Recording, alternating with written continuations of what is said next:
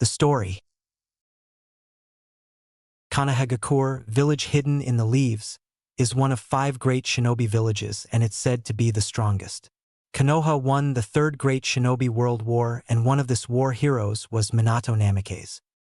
Minato alone killed hundreds of Iwagakure shinobi with his Hiraishin no Jutsu, earning himself the bingo name Konoha no Kiroi Senko, Konoha's Yellow Flash, who would later become the Yondaime Hokage of Konoha, said to be strongest shinobi at that time. But he sacrificed himself for Konoha to defeat Kyuubi no Yoko. 5 years ago, Konoha almost was destroyed by the attack of Kyuubi no Yoko, Nine-Tailed Fox. Had it not been for the Yondaime, the fox would have destroyed his home village, but he managed to defeat it, at the cost of his life. It wasn't just his life that he sacrificed, but one other, Uzumaki Naruto. He was born that day minutes before the fox attacked, and Yondaime sealed the fox into the little baby. Knowledge of the fox being sealed was only known by the adults because Sandaime, newly reinstalled Hokage, passed laws that forbid anyone to talk about it. With those laws, the younger generation doesn't know about the fox being sealed and thinks Kyuubi was killed. You would think that Naruto would be seen as hero for having to carry such a big burden and protect everyone from the fox. It would if it was an ideal world, but it's far from it. 5 years old Naruto was hated by almost everyone. Half the civilians hated him and thought him to be the fox itself. The other half pretended he didn't exist, and just a few have respect for him. Shinobi of the village are a little different. Some hated him, a lot of them just ignored him, but there are some who respect and view him as a hero and wanted to help him, adopt him, but because of the civilian council and some from Shinobi Council it was impossible. So he was left alone in an orphanage for 5 years. Naruto, while in the orphanage, he wasn't liked by most of the children. In fact, he was bullied. The caretakers did nothing, and if he fought back he was punished. But there was one caretaker, Yumi, who respected him and helped whenever she could. After 3 years in the orphanage, Naruto was a lot more mature than most of the children. He needed to grow up fast if he wanted to survive. On his 3rd birthday, Yumi gave him some books and taught him how to read and write. It didn't take long, and from that point Yumi brought him different books whenever she could so that Naruto could read and learn. It has been 2 years since he learned to read, and it helped Naruto to mature greatly. At first it was children books that Yumi brought him, but when he read about ninja he instantly knew who he will become. Naruto asked Yumi if she could get him books about how to become shinobi, but she couldn't because even basic information was only available for Shinobi Academy students, and she couldn't get him any. Asking Old Man Hokage didn't help either. Old Man told Naruto he was too young, so he was left with the only option he could think: sneak into the library at night. It's not like he would even be allowed into library at all, saying that demons didn't need to learn. That's one thing that didn't make any sense to Naruto. He had read about demons and he didn't look or acted like one. He had asked why they called him that. Civilians said he is one, that's why they called him that. An old man just said to forgive them and that they don't know anything. After some time he just gave up asking them. If even Old Man Hokage didn't tell him and continued to lie to him, then he wasn't going to trust him. In the last 2 years, after reading everything he could about shinobi, he managed to access his chakra before his 4th birthday, and he now can do water walking and tree climbing. He couldn't find any jutsu, so he concentrated on theory of chakra and jutsu making. Naruto was able to find a book about fuinjutsu, but it was just basic and had only theory about it.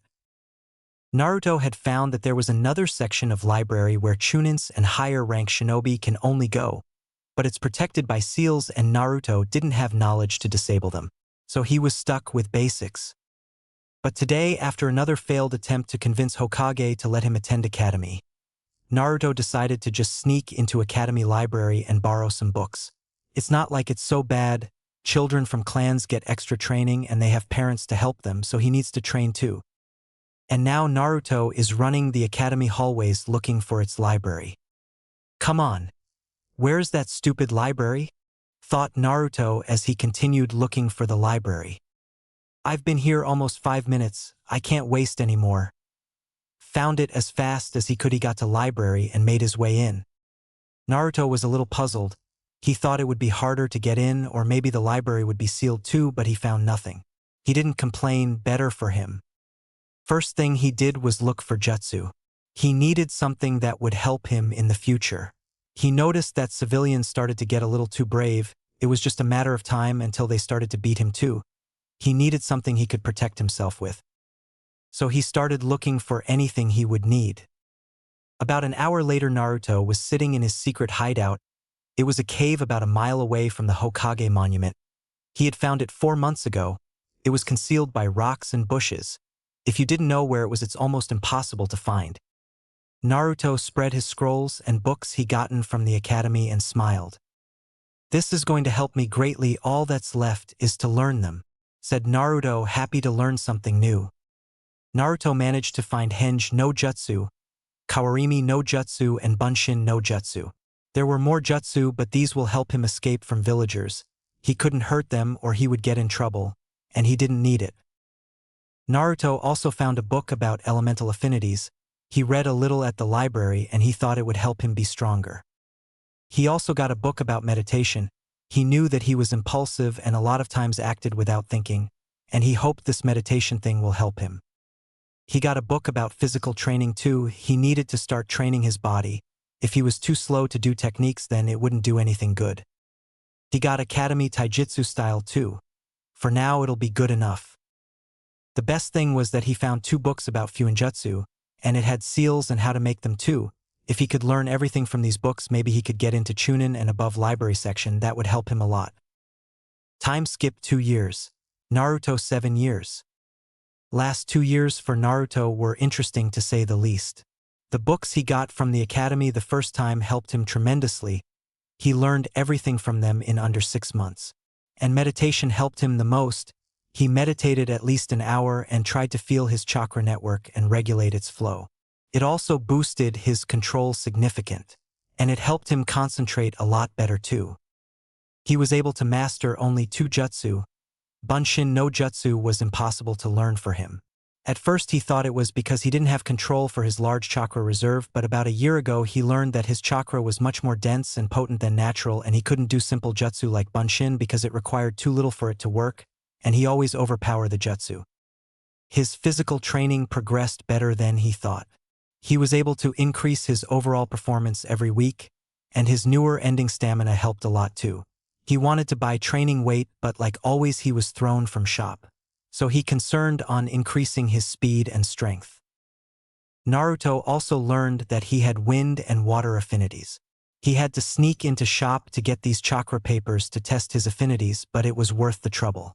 Naruto found out that he had strong wind affinity, which will suit him just fine.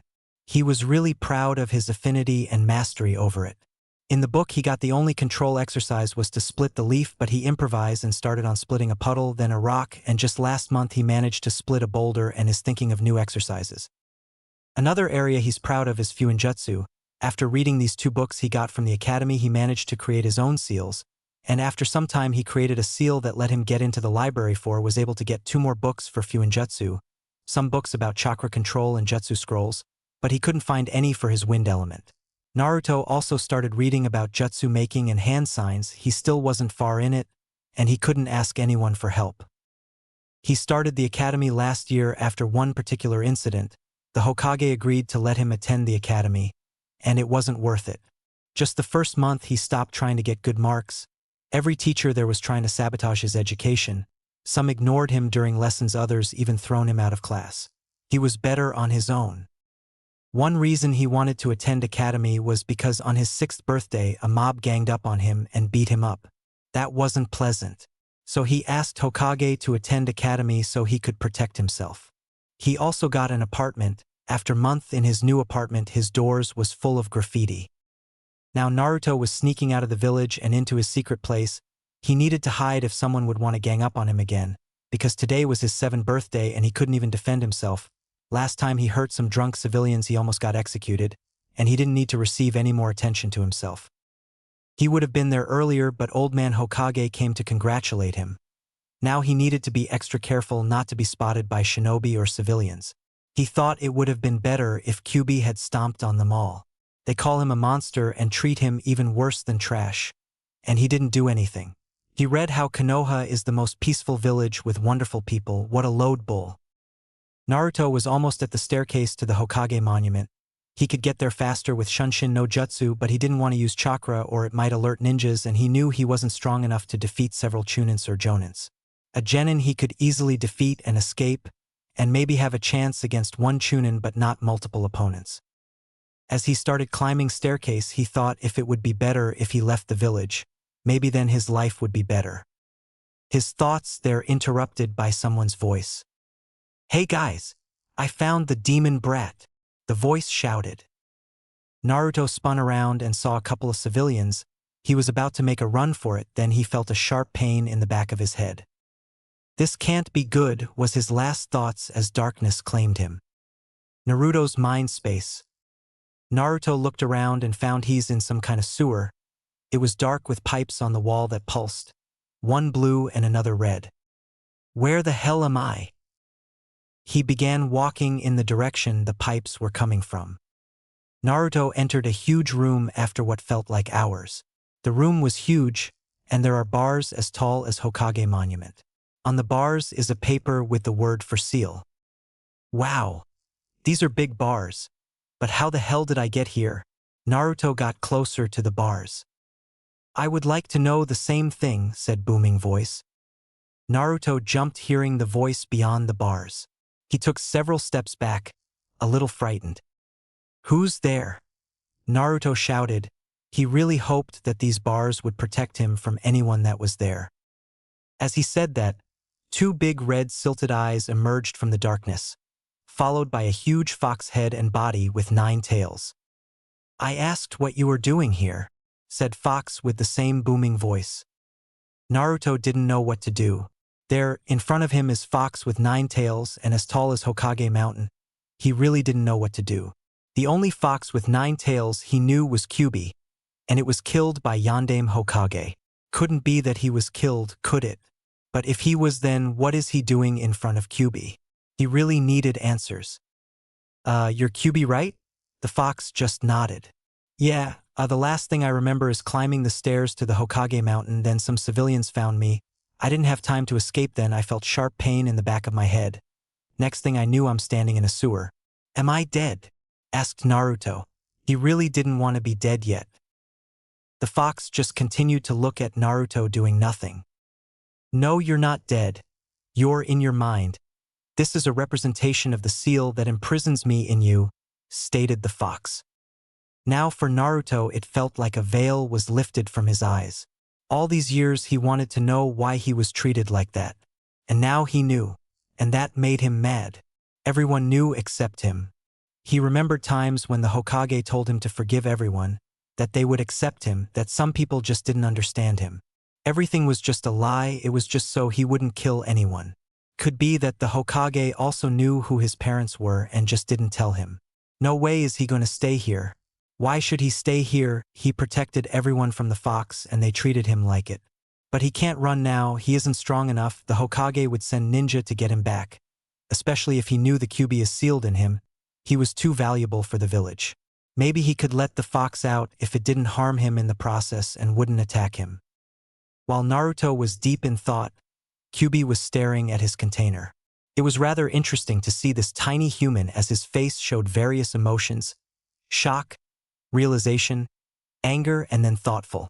This boy was really interesting. He was just 7 years old, but he was very smart and mature for his age. Kyuubi had caught glimpses of his container's life over the years. The seal was still very strong, so the fox just saw some of the things that the boy did, his training, the villagers, the Hokage. Typical humans, greedy, hateful, brainless monkeys ruled by their hatred. It would be interesting to know of this one's reaction now that he knew why he was hated. What would happen if I let you free? Naruto asked simply. Huh. Shock was evident. Kyuubi wasn't expecting that. Thought that maybe the boy would shout or demand why, but not this. You would die, not knowing how to answer him. That wouldn't be good. So we're stuck together? Do you know what this seal does? Now that he knew of his situation, he needed to step up his training. It's going to be hard if he didn't want anyone knowing about it. He couldn't trust anyone if he wanted to leave the village. He needed a plan, a place where to go. He'll have to be careful. Well, this is new. I certainly didn't expect that, thought the fox. All I know about this seal is that it siphons some of my chakra and converts it to your own, but because of this seal I can't recover any. It wasn't overly concerned about that. I would take too much time to drain all its chakra, and when the seal weakens the fox will be able to recover her lost chakra. Wow, that's kind of good for me. Well, I already thought of leaving this village, now it's certain. They call me a demon, but they're more of a demon than I'll ever be. And I refuse to be a sacrifice for them. I'm not going to destroy Konoha for revenge. They not worth it. But I refuse to let them ruin my life. Kyubi clearly heard Naruto's determination. Kyubi just stared at the boy. She would admit that this boy is certainly different from her previous hosts. They treated her like a plague, almost never talking. She got here in the first place because of that damned Uchiha. Maybe she should help him. It certainly would be better than being here all alone. Her previous containers certainly weren't pleasant, especially in Kushina. It hurt like hell to be pinned to a boulder with spikes. You're really interesting for a human. How would you like some help with your training? I don't know any of those jutsu, but I do have a vast amount of knowledge. It would certainly help you. And for it, I want you to remodel this mind space. You should be able to, it's your mind. I would have asked for access to your senses, but the seal is still too strong. She wanted some comfort. After years of being pinned to the boulder, being in here was a big improvement, but she wanted more freedom. Naruto was stunned. Kyubi is offering him help in exchange for remodeling his mind. Well, he certainly could understand who would like to be caged in a sewer. But he thought that Fox would demand to be released, threaten, or other things. But until now, it's been almost a pleasant conversation. All I have to do is change my mind space in exchange for your help? It's a little strange. All the books I read about you said that you were a demon bent on destroying the world. Okay, I accept your offer. So how do I change this place? It would certainly be good to have Kyubi on his side. It's you humans that label everything you don't understand as demons. Not everything is as it looks at first. And to change this place, all you have to do is imagine how everything should look. You just need to concentrate and imagine what this place should look like. Now it looks like this because of your emotions. She was eager for some changes. Okay, I'll try. Naruto closed his eyes and concentrated. At first nothing happened, but after a couple of minutes, the sewer changed to a clearing of the forest surrounded by huge trees taller than Kyubi. In the corner was a lake with a waterfall. Everywhere there were flowers and some that didn't even exist. The sky was dark and the moon was like the sun, illuminating everything. In place of the bars, now Kyubi has intricate seals around its neck. It worked, said Naruto as he looked around. As Kyubi looked around, she really liked this. It was a long time since she last seen anything remotely close to this. This is really bountiful, Naruto. Kyubi looked around, admiring the view. What are you going to teach me? Naruto was eager to learn, especially from Kyubi. First, you need to learn how to access my chakra, or yoki as it's known. We can't speak if you're not here, so you have to draw a small amount of my yoki and channel it into yourself. That will make a connection between us and we will be able to speak. Until then, you can come in here as you go to sleep. She was lying on the soft grass, enjoying the feel of it. But won't other shinobi sense your chakra? Yoki, I don't want to attract too much attention just yet. I first need to think of a plan on how to escape this place and make sure that they won't be able to follow me. Naruto needed to think of a plan how he could escape this village. The amount needed for us to communicate is relatively small, so it wouldn't be detected, but you still don't know how to access or channel it, so it could be detected when you try to learn. You could find some place and put seals up so that it wouldn't allow any power surges to be detected. I'm still not that good with seals that I could create one for that kind of barrier. And I don't know there to get any more books about fuinjutsu. He really wanted to learn more about seals, but he couldn't find any more info about it. Your Hokage must have some. It should be in the Hokage's library. You just need to figure out how to get there and borrow them for you to learn. She remembered when Mito was in the library, where there was plenty of scrolls about fuinjutsu. Her personal notes would be at her compound. Maybe later she should tell the boy about his heritage, since by the looks of it he doesn't know anything. But it's better for him to mature a little more and have a plan ready for leaving the village. They could go to Yuzushiogakure. But how? I don't think the Hokage would just let me in, and it would be heavily guarded. Kyuubi thought for a minute. Do you think you could make a seal to copy books and scrolls and also remote detonation explosion seals? Then you have everything. Go to the Hokage and say you want to learn about seals, and when he goes into the library you go along and once inside detonate explosives for a distraction. He will leave you there because he wouldn't risk you. It wasn't hard to think of a plan. Wow, that's rather simple. Why didn't I think of it? Explosive seals I could make, but for copying I need some time. He'll need to do more research to make a copying seal. Right then, you need to wake up. If you want to come here again, you need to concentrate on the seal on your stomach and channel a little chakra and imagine entering it. For now, it's the only way for you to come here. You still need to practice meditation a little more. Oh, I suggest you make a seal that would detect other seals. I can feel that there are more than one on you. Okay, how do I get out of here? The thought of some seals on him that he didn't know sent shivers down his spine. Just think about going to the outside world. Naruto concentrated, and the next thing he knew, he's in a hospital room and all of his body ached. Ugh, where am I? Groaned Naruto. He hated hospitals. Easy, my boy, you still need time to fully recover. Naruto heard a voice. He looked to his left and seen the Hokage. He almost cursed. He really started to hate the old man. How are you feeling? The Hokage looked concerned. Like someone beat me up pretty bad. He needed to play his stupid self. Hokage flinched a little. He really wanted to help Naruto, but with the council it's almost impossible. It's going to be okay. People sometimes just don't understand. Naruto almost laughed at that. Why do they hate me? I didn't do anything. Why won't they leave me alone? Naruto cried. He was proud of his acting. They say that shinobi best tool is deception, so he's going to use it to the fullest. It's going to be okay. They just have to know you and they will come to like you. The Hokage didn't want Naruto to know about Kyuubi. He was still too young. Okay. I'll become Hokage and everyone will respect me.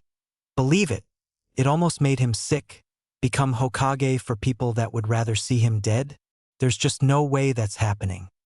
The Hokage smiled. He knew that Naruto see it that way. The will of fire burns brightly in him. Good luck, my boy. I have work to do. I'll see you later.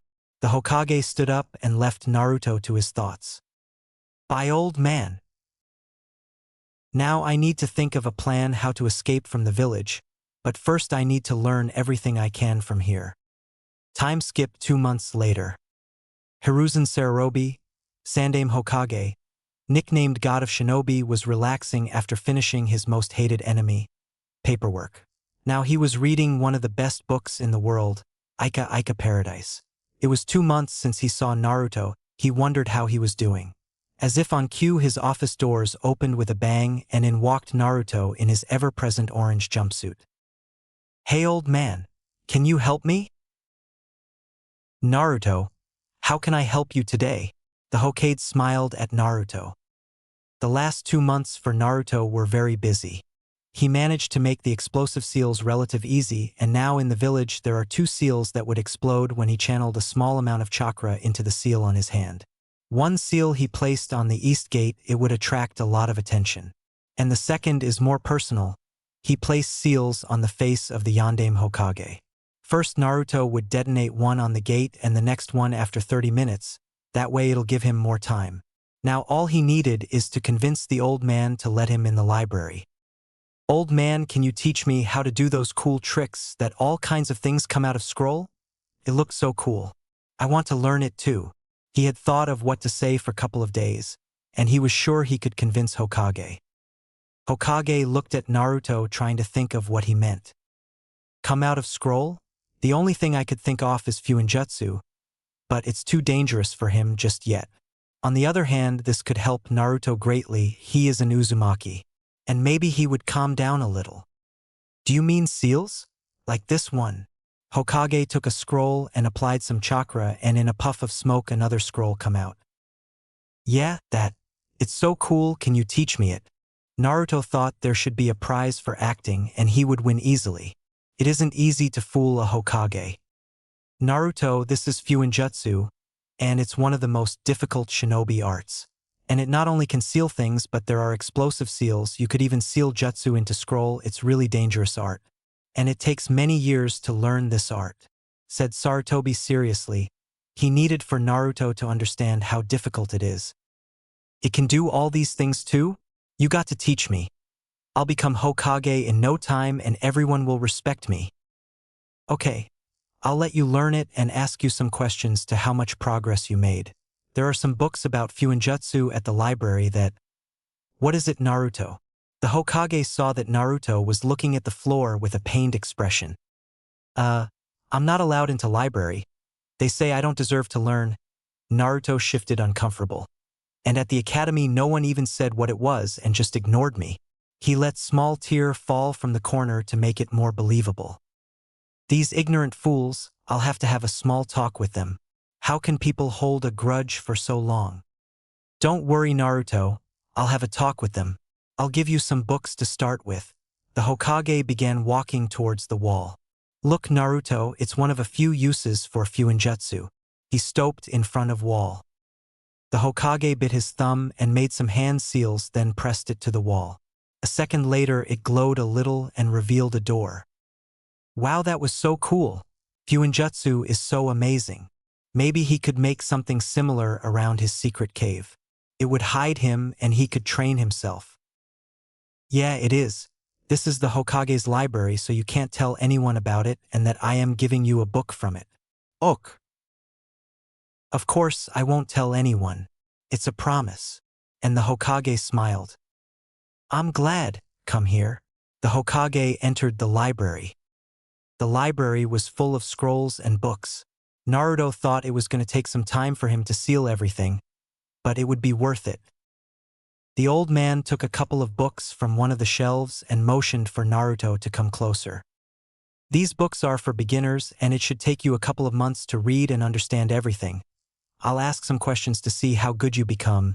The Hokage would have continued but was interrupted. Now's the time. Naruto channeled chakra to the seal on his arm. A second later, there was a large explosion that was heard easily in all of Konoha. What? What was that? Naruto faked looking a little scared. The Hokage was about to run to look what that explosion was, but looked at Naruto. I can't take him, someone could be attacking and I can't risk getting Naruto into the crossfire. I'll have to leave him here, it's the safest place. I'll have to seal the door so no one would ask questions. The Hokage quickly made his way out of the library. Stay here and wait for me. I'll come and get you later. You can read these books I gave you. And with that he exited the library, not seeing Naruto smirk as he resealed the vault again. That was perfect.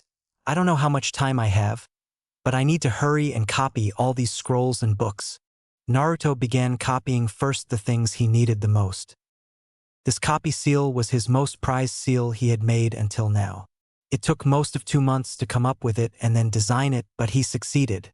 This seal was on a tag, he just needed to place it on a book or scroll and channel chakra and it would make a copy of it. It just consumes more chakra the bigger the scroll or book is. He was glad to have so much of it. He hoped he had enough chakra for the most important scrolls and books, and here some of these books and scrolls are really big. With the Hokage.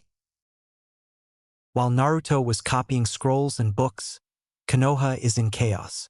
Civilians are running like headless chickens. Shinobi looking everywhere for the ones responsible. And the Hokage was running towards the gate where the explosion was. As the Hokage was nearing the gate, he could see that the right side of the gate was lying on the ground. How did this happen? These gates should have endured even powerful jutsu attacks. How did it break? They're reinforced with seals and shouldn't have broken so easily. The Hokage stopped near the gate. Hokage-sama. Came the voice off the umbu with a lion mask. Lion. Status report. Did you find who is responsible for this? Are there any victims and how did it happen? There are no casualties. Civilians are in panic, but we're trying to calm them down. Every available shinobi from Chunin and Jonin are looking for who is responsible, but we still didn't find him. From what we could gather, we think it was explosive tags, and from the damage it had done we are positive that they have been placed in key points. They were more powerful than normal explosive tags too. This is not good.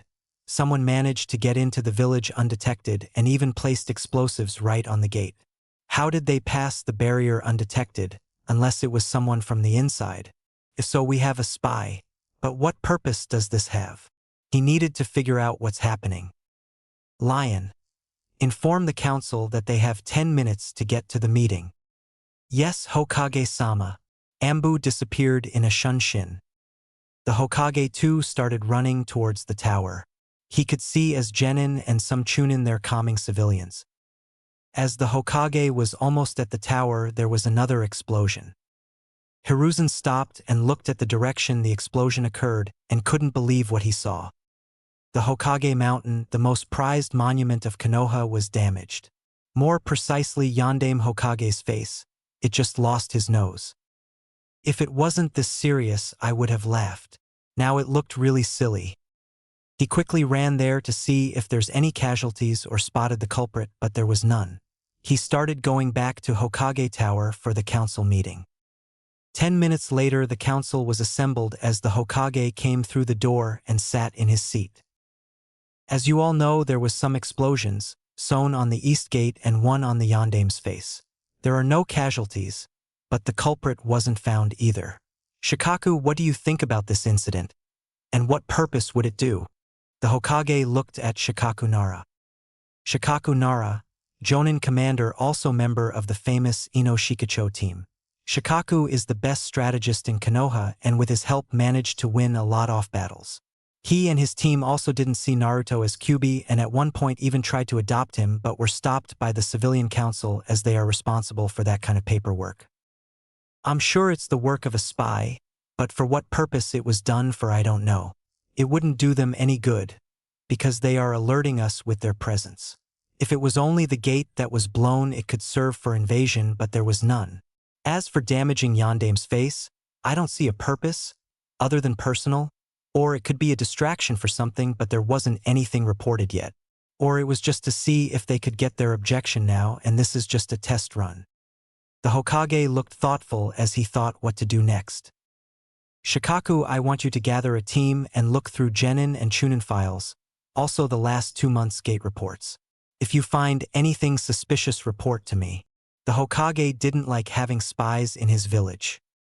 Yes, Hokage-sama. I also want our security tightened. I don't want this kind of thing happening again. We have been too complacent with it. We have to discuss who could have motives to do this. This is going to be a long day. With Naruto. It has been over 3 hours since he first entered the vault, and it was an hour since he finished copying everything. With everything he got, Naruto thought he wouldn't need anything new for quite a while. Best part was that he got a lot of fuinjutsu scrolls and books. He even gotten the Yondaime's and Jiraiya's books about the sealing art and also some of their notes. There was also some old scrolls with some form of advanced seals that would help him greatly. He got quite a bit of wind jutsu too. He also got some good books about advanced chakra control and nature manipulation. Naruto was reading the book for beginners on fuinjutsu and waiting for the Hokage to come back. He found that this book explained a lot more than the one in the other library. Hell, he would need to read everything he got. He was about to just go to sleep when the doors opened and the Hokage stepped in. Naruto, I hope you didn't do anything dangerous in here. He really hoped he didn't do anything dangerous in here. Old man, where have you been this long? And I've been reading this book you gave me. Seals are so cool, you can do anything. It said that you could seal people too. Did you know that? I'll become Hokage in no time and you'll have to give me that hat of yours. The Hokage smiled at Naruto. He was glad that Naruto finally found something that interested him. Maybe he will stop his pranks. Or he will use seals for his pranks. The Hokage palled at that thought. The paperwork could triple, but he couldn't deny him now. He'll have to make Naruto promise that he wouldn't use any seals for pranks. Yes, seals are really a powerful art. Naruto, I want you to promise me that you wouldn't use any seals for your pranks. Can you promise that? Hiruzen didn't want for the village to be in any more chaos than it already is. But why? I already thought off some amazing pranks. That was true. He really wanted to do some pranks with seals. It would be amazing. If you promise me that I'll help you with the seals if you are stuck on something, how about it? He really didn't want any more paperwork. Naruto thought for a minute, thinking how he could benefit from it. Okay, but you have to buy me some sealing supplies. I don't think anyone would sell me any. This way he wouldn't need to worry about it and have more money left for other things. Of course no one would sell him. Maybe that's why he only eats ramen, because he couldn't buy anything else. I'll have someone deliver him some sealing supplies and food too. Okay, we have a deal. Come. It's time for you to go home. I have a lot of work to do. They exited the vault and the Hokage started to reseal the doors. Naruto just looked through the window and smiled at his work. If he couldn't punch the yondaime, then it was the next best thing. It's time for finishing his act. Old man, the yondaime nose is gone. Where did it go? He wanted to laugh, it looked so funny. Ah, that was the explosion earlier. We still haven't found the culprit. Who could have done it? The yondaime is the greatest hero. I would like to know that too.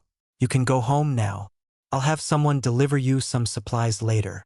He was glad that Naruto admired Minato. Okay. See, old man. Naruto made his way out of the office. 15 minutes later, Naruto was sitting on his bed looking through his fuinjutsu book. Now it's time to step up my training. I'll need to be able to defend against multiple chunin and maybe a jonin if I want to have a chance to escape from here. Naruto started reading his book. Determined to become stronger. The story. Naruto was mad. No, he was pissed. He finally finished his latest project, the seal detection seal. When activated, it would show any seal in a 3-meter radius that it detected. It would also make them glow. And what he found out wasn't pleasant. It has been 8 months since Naruto made a copy of the Hokage library. First, Naruto immersed himself into fuinjutsu, and now he has read almost all the books and scrolls he got. One thing he was thankful for was the Kage Bunshin. He had found it as he was looking through the scrolls he copied and found it. At first he thought it would be good replacement for regular Bunshin, but after reading its functions, he thought it was a godsend. So for 3 months Naruto was leaving his clones in secluded area behind the Hokage mountain to do chakra control and practice his elemental manipulation. He was still looking for a good place to practice jutsu. If he wasn't careful, he could be found out because of chakra spikes and noise. So he was left to do chakra control and elemental manipulation. One clone last month that was assigned to think of control exercises that if he could achieve high enough mastery of wind, he could be able to fly. He had come up with the theory and had tried, but he could just launched himself into the air. It was possible to achieve it, but he just needed to put a lot more work in it. Naruto also started practicing taijutsu styles that the clones read and did his psychical workout himself. He needed to have strength and speed for his taijutsu. His relationship with Kyuubi improved too. Now it's more of a teacher-student relationship. Naruto would go to his mind space almost every night. There the Kyuubi would tell him history and tactics. Sometimes the fox would give him some pointers for his training too, so he could improve more. Kyuubi was more of a friend for Naruto than anyone in Konoha, which was kind of ironic. Now Naruto was sitting in his cave behind the Hokage mountain. He had placed seals inside and outside of the cave for detection and chakra suppression. He was still experimenting on seals for a barrier. He needed just a little more time to complete them. Inside the cave, Naruto and a couple of his clones were there preparing the seals that would get rid of the ones on him. He had finished his seal detection seal and found out that he had 4 more seals besides the one that imprisoned Kyuubi on him. He had a chakra suppression seal, a psychical suppression seal, a death seal, and a mental suppression seal. The last one wasn't activated, and for that he thanked Kami. He couldn't help but shudder at the thought of it being activated and making him a complete idiot. The seals there were almost completed, he just needed to make sure everything was perfect.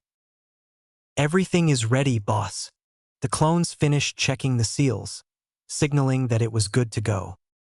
Okay, I'm ready too. You can activate the seal.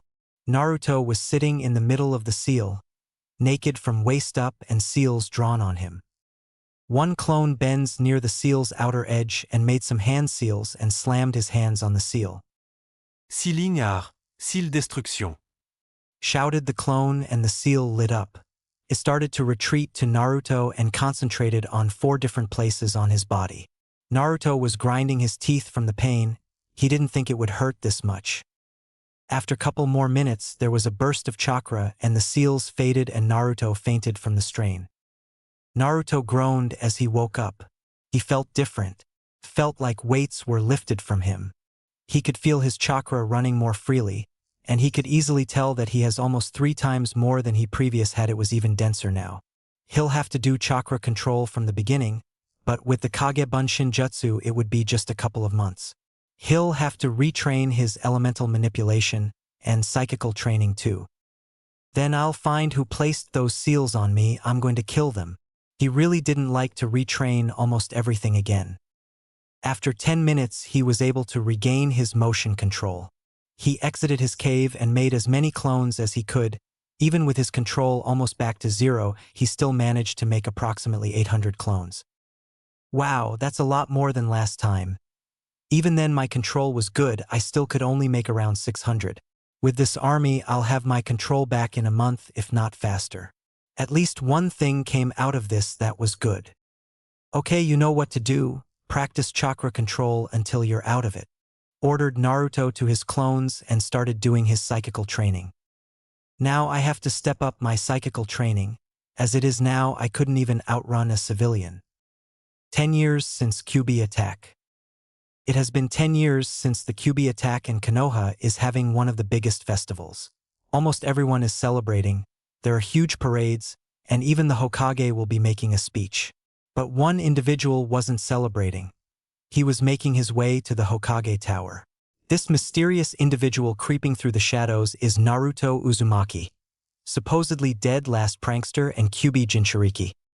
For the last 2 years Naruto trained his body almost every day until he couldn't move, and with his healing he could see his improvements almost daily. His speed is low Jonin and his strength around Chunin, or at least he thought so. He couldn't really compare it to anyone. As for his speed, he had plenty to measure against after his pranks. And he always outrun them. They couldn't compare to his stamina. His chakra control couldn't get better, with 400 clones doing chakra control exercises almost daily. It didn't take long for him to get to the point where he just needed to maintain it. Naruto was really proud of his elemental manipulation. After he took off those seals and tested his affinities with chakra paper, he found out that his wind affinity was a lot stronger, if the shredded paper was any indication. He also was shown to have a water affinity too. It wasn't as high as his wind, but it was high enough. His training with wind element was the most fruitful. Now he has almost 500 clones attempting to learn to fly with his wind affinity. In theory it's simple, he just needs to gather and compress air at his feet and he could stand on air and to expel a stream to fly. Sounds simple, but practically it's almost impossible. It took him the whole year with 500 clones just to learn how to stand on air. Now he's trying to learn to fly. It's still far from complete, but in the end it would be worth it. While the original him was doing psychical training, he had his clones assigned to improve on his fuinjutsu and come up with some seals that would help him. Naruto also had some clones experimenting with some seals to see if he could discover anything new, and he was pretty happy with the results. He had made a seal that combined with his wind manipulation would make a small layer of wind surround him that would mask his scent and sound. Furthermore, he also added a seal that masked his chakra. It was perfect for infiltration, and with his already good stealth skills it was almost impossible to find him. One project Naruto put a lot of thought into was with storage seals. It was a seal that created a different dimension where you could store almost anything. So he thought if he could create a permanent dimension. He really wanted to have his own personal dimension. But the most he could do was make a seal that if placed in for corners he could expand the existing space. He needed a lot more information on space-time fuinjutsu. What he had was limited. Naruto learned a lot of the jutsus from scrolls he got. After finishing his barrier he set it around his cave, and with it he could practice his more destructive jutsu. For most of his wind jutsu he didn't need hand seals. First Naruto would master jutsu with hand seals, and after it he would try to feel how chakra is being molded and try to do it without hand seals. With all the meditation and chakra control exercises he did, it didn't take long to do jutsu without hand seals. But the more destructive jutsu, he only could shorten the number of seals he needed to make. For water jutsu, Naruto could only shorten some of jutsu to just a required number of hand seals. And these are only for sea and lower jutsus. But he was still working on water manipulation. He had neglected it at first, but now he's determined to have control over it as good as Naidame Hokage. He didn't want to limit himself to only using his water jutsu near a water source.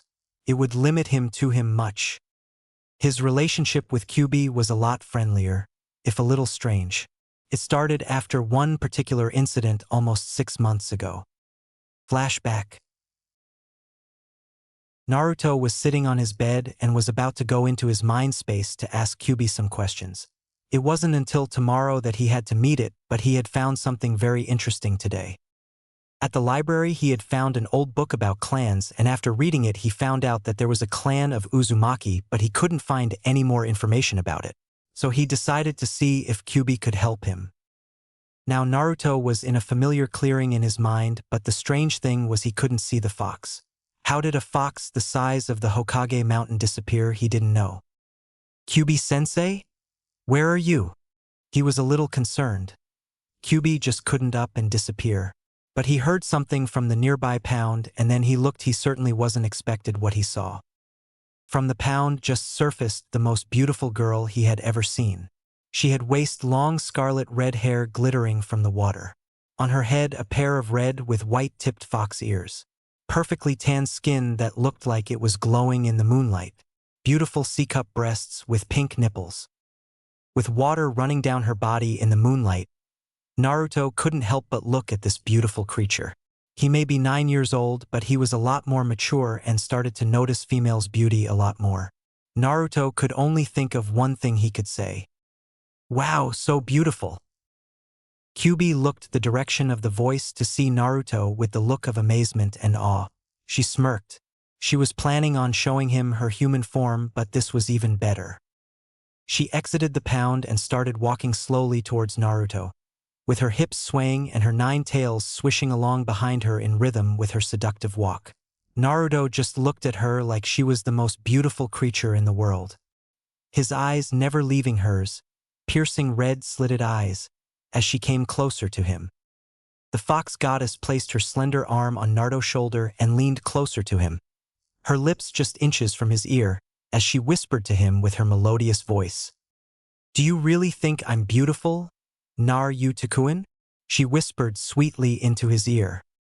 Naruto, still in daze as he had never experienced anything close to this, said the first thing that popped into his head.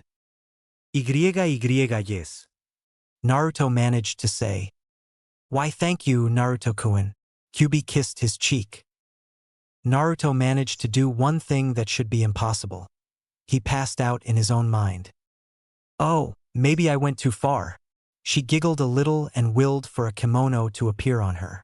It was dark red with black foxtail-like patterns.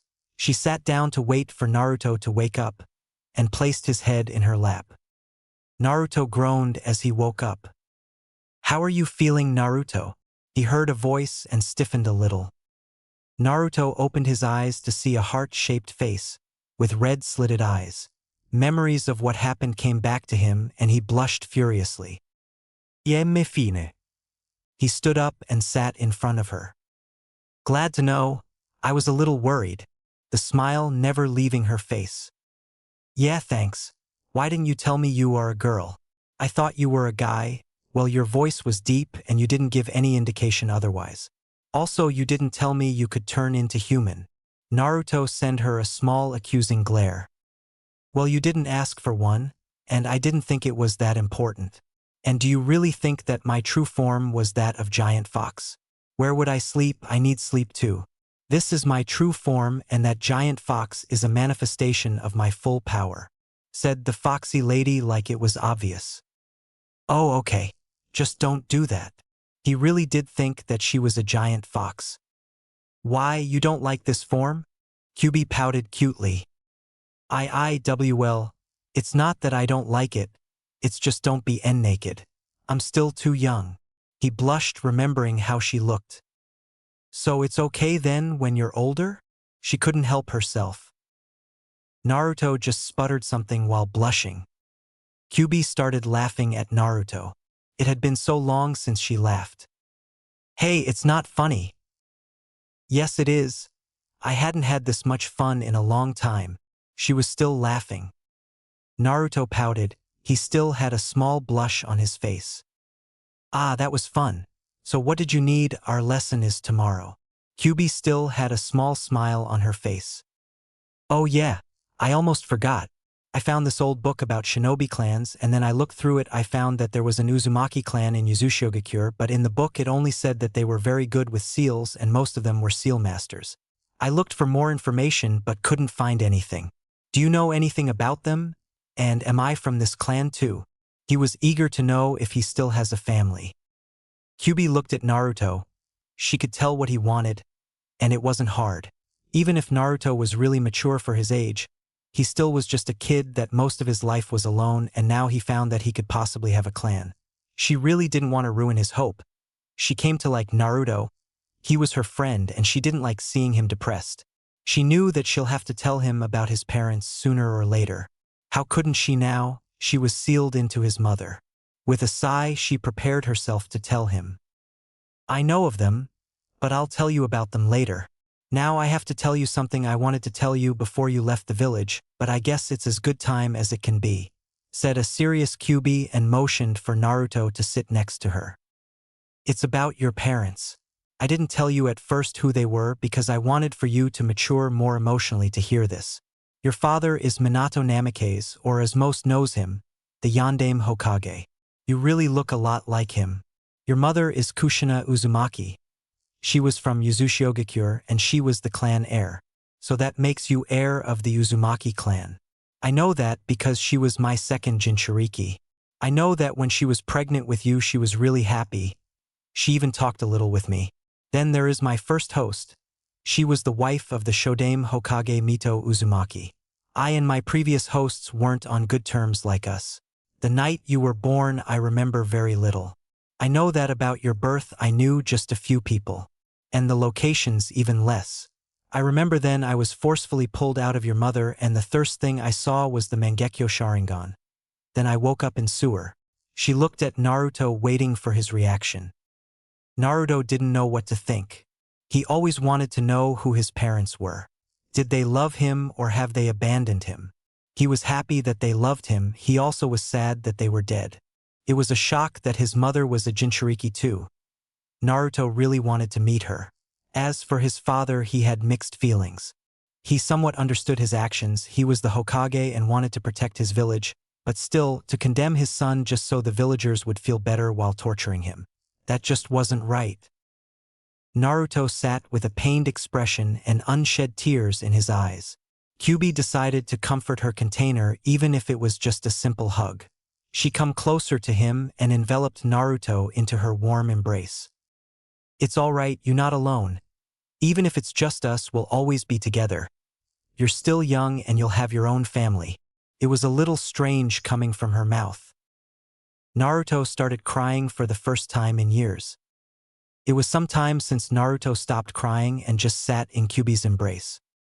See, can we stay like this a little more? He didn't want to let go just yet. It was a nice feeling. Kyubi would have teased him but let it slide. She would have plenty of time. Without answering, she just pressed Naruto closer to her. Flashback end. Since then, they're a lot closer, even if Kyubi liked to tease him. Naruto also came to his mind space a lot more, not only for lessons but just to talk. He also created her a house. It was in the Japanese style, and in the back there was a pound with a hot spring there so she could relax. That earned him a kiss on the cheek. He didn't pass out, but he still managed to invent a new shade of red. Now Naruto was going to the Hokage Tower because it could be the only opportunity to look to where his parents' house may be, or if they left anything else. He also decided to look up on where the Senju compound was, and to see if he could get in. He wanted to find some notes about fuinjutsu from Mito. It could help him greatly. Then he found out about his parents. He thought if he should stay and protect Konoha like his parents did or not. But he decided against it. It's his life and he will live his life for himself and those precious to him. If they really loved him, then they would understand.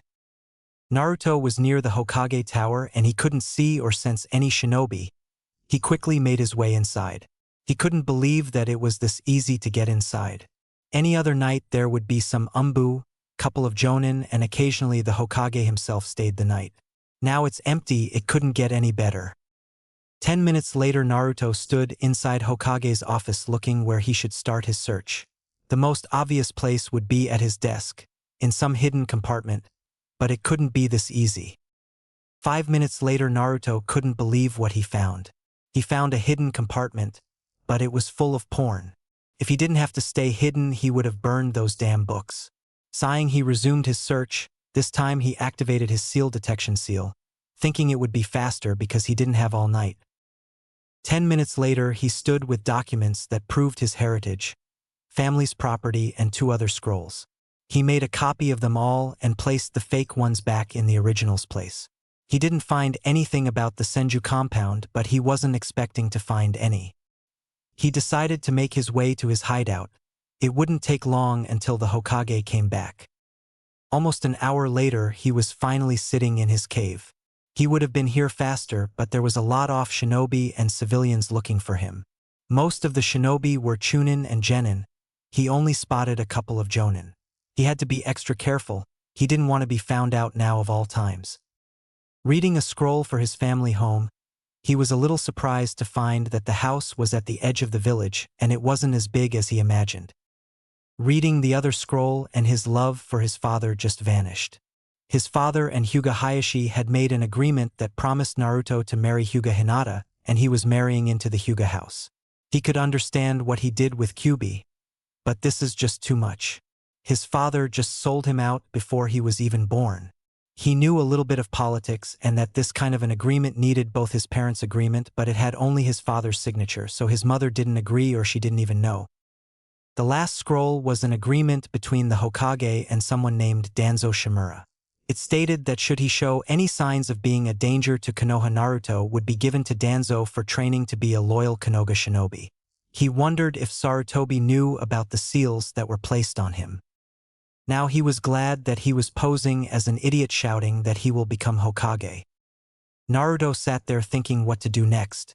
First, he needed to visit his family's home and look for something useful. He would need to gather information on the council and this Danzo guy too. Hell, he needed to know what he was up against and what was going on. Tomorrow he'll have to step up his training in his flying technique. The faster he left the village, the safer he would be. 6 months later. Forest of Death. It had been 6 months since Naruto sneaked into Hokage Tower. His training to be able to fly was almost complete. After 6 months of almost 700 clones doing training 3 days a week, he made some great progress. Now he could easily fly, but he was way too slow for this technique to be useful. His visit to his family house was more useful than he thought it would be. He found his father's famous jutsus. He didn't like his father, but he had to admit that his jutsu were powerful. The notes on Hiraishin were useful, but he was looking for something else. It may be a powerful jutsu, but it was a little impractical for him.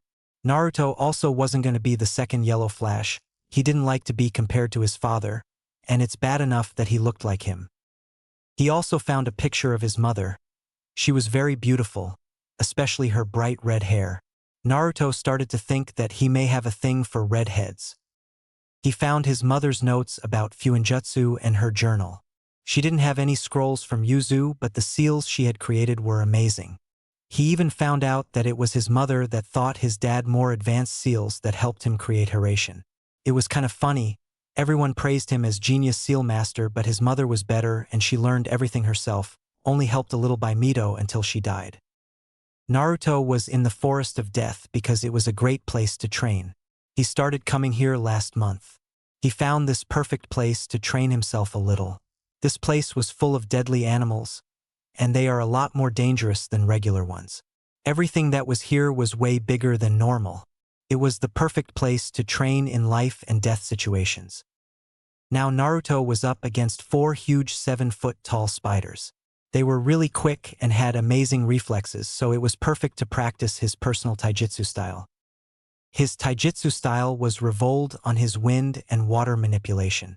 He had created offensive and defensive katas for both elements. He already had perfected all his katas. Now he needed experience fighting with his style. If he didn't have experience with his style, it would be easy to be defeated by any seasoned jonin. Against Chunin, he could surprise them and defeat them. While Naruto was concentrated on his battle against the spiders, he failed to notice that someone was observing him. It was a boring day for Anko Mitarashi. She had a free week from T&I division, so she couldn't torture some poor soul. Her best friend, Kurenai, was on a mission and couldn't hang out with her, so she decided to do the next best thing. Buy some dango and go play in the forest of death. After she got there, she started running to her special place. She had found it on accident, but it was the most beautiful place she had seen. As she was running from tree to tree, she heard sounds of someone fighting. It was rare that someone would come here. Even Umbu didn't come here very often, so it made her curious as to who it could be. When she got there, she was certainly not expecting what she saw. In the clearing was a boy in an all-black outfit, with blonde hair, cerulean eyes, and whisker marks on his cheeks. If it weren't for his hair and whiskers, she wouldn't have recognized him. It was Naruto Uzumaki, the resident Kyuubi Jinchuriki, an idiot wearing bright orange jumpsuit that always shouted about becoming Hokage. She didn't view him as the Kyuubi, that would be just stupid, and she could understand his actions. She had a mask too that protected her from others. But this was the complete opposite of what she knew about him. From what she could see, he was fighting only with taijutsu against spiders that are almost twice his size. She hadn't seen taijutsu like his before, but she could see that he was good at it. What confused her was that when he attacked, even if he missed, the spider would still get sliced. Sometimes the spider's attacks would just change direction on its own. His speed was easily at high jonin. She thought he was an idiot, but this put some of the jonin to shame. She looked as Naruto jumped into the air. If she didn't know better, she would have sworn she'd just seen him hovering in the air. Then Naruto shouted, "Heavenly swirling tides!" He shouted as he started spinning in the air. The water started to coalesce with the wind that appeared around him, becoming mini tornado. He dropped on a spider that was in front of him, and on impact all the water around him shot forward and became a rotating tidal wave that sped to the spiders that couldn't move from the path, and they were hit full force. When she could see again, she was shocked. The spider that received the kick from the air was only a puddle of blood, and the other spiders that were hit with the tide, there was only bits and pieces left. It still takes up too much of my chakra, and I'll have to see if I can make it faster. Naruto panted from using so much chakra even for him. Anko just stared at Naruto in shock. This kid, just 10 years old, and he's already jonin level. If he really created that technique and it still isn't finished, then what else is he capable of? Seeing that he wasn't even a genin doing such a powerful jutsu really shocked her. In her shock, she shifted, making the branch she was on creak, alerting Naruto of her presence and position. Before she could do anything, it was over. When Naruto heard a creak, he quickly spun around and saw it was a kunoichi. Acting as fast as he could, he performed his favorite technique. It gives him an extreme burst of speed. It was a byproduct of his flying technique. He just needed to gather wind chakra into his legs and under his foot, compress it and release it in a burst. It made him really fast. He appeared behind Anko and quickly placed a tag that would make her unable from using chakra and paralyze her. He made a clone to make a barrier around the clearing that wouldn't let anyone inside. He didn't want anyone finding him again. Anko was a little disorientated. 1 second she was on a branch and the next she's lying on a ground. She tried to get up but couldn't. That wasn't good. She tried using chakra but it didn't work either. What the fuck? Why can't I move? She didn't like the idea of being powerless to defend. It's futile. I sealed your chakra and paralyzed you. Now who are you and what are you doing here? Did someone send you to spy on me? Oh, almost forgot. Naruto took 2 more tags from his storage seal on his arm and placed one on Anko's forehead and other kept in his hand. This will let me know if you are lying or not, so I recommend telling the truth. Now answers my questions. He wasn't happy with this situation, but it was his fault too. He should have put some seals around the clearing so that no one could detect him. Anko was mad. This kid just defeated her and she didn't put up a fight. Now he had her at his mercy and was demanding answers from her. Who does he think he is? You damn brat, let me go or I'll put you through so much pain that you'll regret being born. She wasn't going to let this kid order her. I don't think you understand the situation you're in. I may be 10 years old, but you're at my mercy and I could just kill you. As you can see, I'm not the idiot that everyone thinks I am, and if I don't like the answers, I could make you disappear. Now answers my questions. Naruto pressed a kunai to her cheek to make a point and made a little cut. Anko's eyes widened. This brat is serious. I can't believe I got myself into this. That's just her luck. Fine, I'm Anko Mitarashi, Special Jonin and Interrogator in TNI Division. And I come to this forest a lot. I was running through the forest when I heard you fighting and decided to look. She couldn't believe that this kid got the drop on her. Naruto's eyes widened slightly. He couldn't believe what he caught. So this is Anko, Konoha's snake mistress. She's the second most hated person in Konoha after me. But it still doesn't change the fact that she saw me. I can't have her going around and telling people about me. Maybe I could get her on my side. She is hated just like I am, and I don't think we're that different. I heard that she has some seal from Orochimaru. I wonder if I could remove it. He needed to think what to do with her. He couldn't just kill her. He may be a shinobi, but he wasn't that heartless. He decided to try and talk her into siding with him. So you're Anko, the second bane of Konoha. Because of Orochimaru, you are now shunned, almost just like me. I don't think you like being treated like that just because he was your Jonin teacher. Do you really like this village? Don't you want to just leave this village and find a place where you could call a home? He sat in front of her. So you know off me. I know you too, but to think that you are hiding this much. Who could have thought? Everyone thinks you're an idiot who failed to graduate from the academy 2 times. But here you are sitting in front of me after capturing me, and I couldn't even put up a fight. From your actions, I don't think anyone even knows what you're up to, not even the Hokage. It's obvious it's you who don't like the village. I'm quite happy here. She shot back at him. Anko. Naruto looked at Seal Tag as it lit up in red, and he smiled.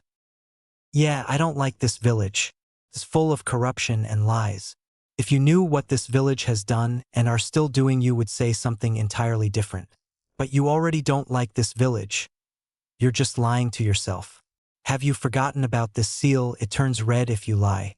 You don't like it here either, but you don't know where to go. Orochimaru marked you with his fuinjutsu, and because of it you don't have many options left. That's something similar to me. Because of the hack no Fuinshiki seal that houses Kyuubi, I became just a tool for this village. Oh, don't look so surprised. I've known about the Kyuubi for quite a while. He could see it in her eyes that he was right. Anko sat there listening to Naruto.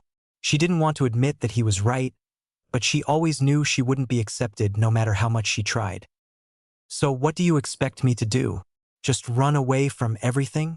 I'm not a coward, and I'm not going to run. Who said you're a coward?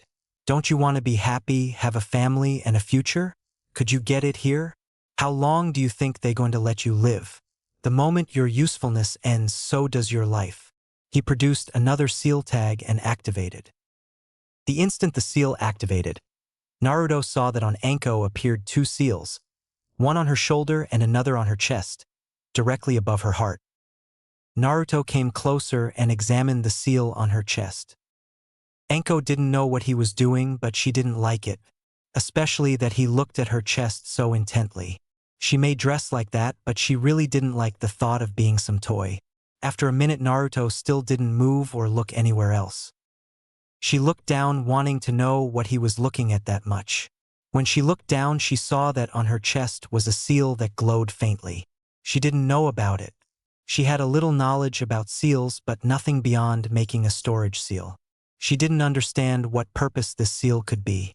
But one seal she already had, and she didn't want any more on her, especially ones she didn't know about. "What is this?" she shouted, not liking there was another seal and where it was located. "So you didn't know about it? Not surprising, I had one just like that. This seal could remotely kill you by one who has the detonation seal. Do you see now, the moment you do something that someone in Konoha does not like and you're dead? I can remove this seal easily. I have already removed this one from myself. And if you let me, I could look at the one Orochimaru gave you. I may not look like it, but I'm pretty good with seals." Naruto sat back waiting for Anko to make decision.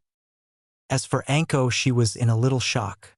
She couldn't believe she had this kind of seal. Who could have put it on her, and did the Hokage know of it? Maybe he did. He's Tei Hokage and he has to protect his village.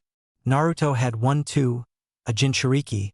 The Hokage must have known about his seal if not ordered it to be placed by him.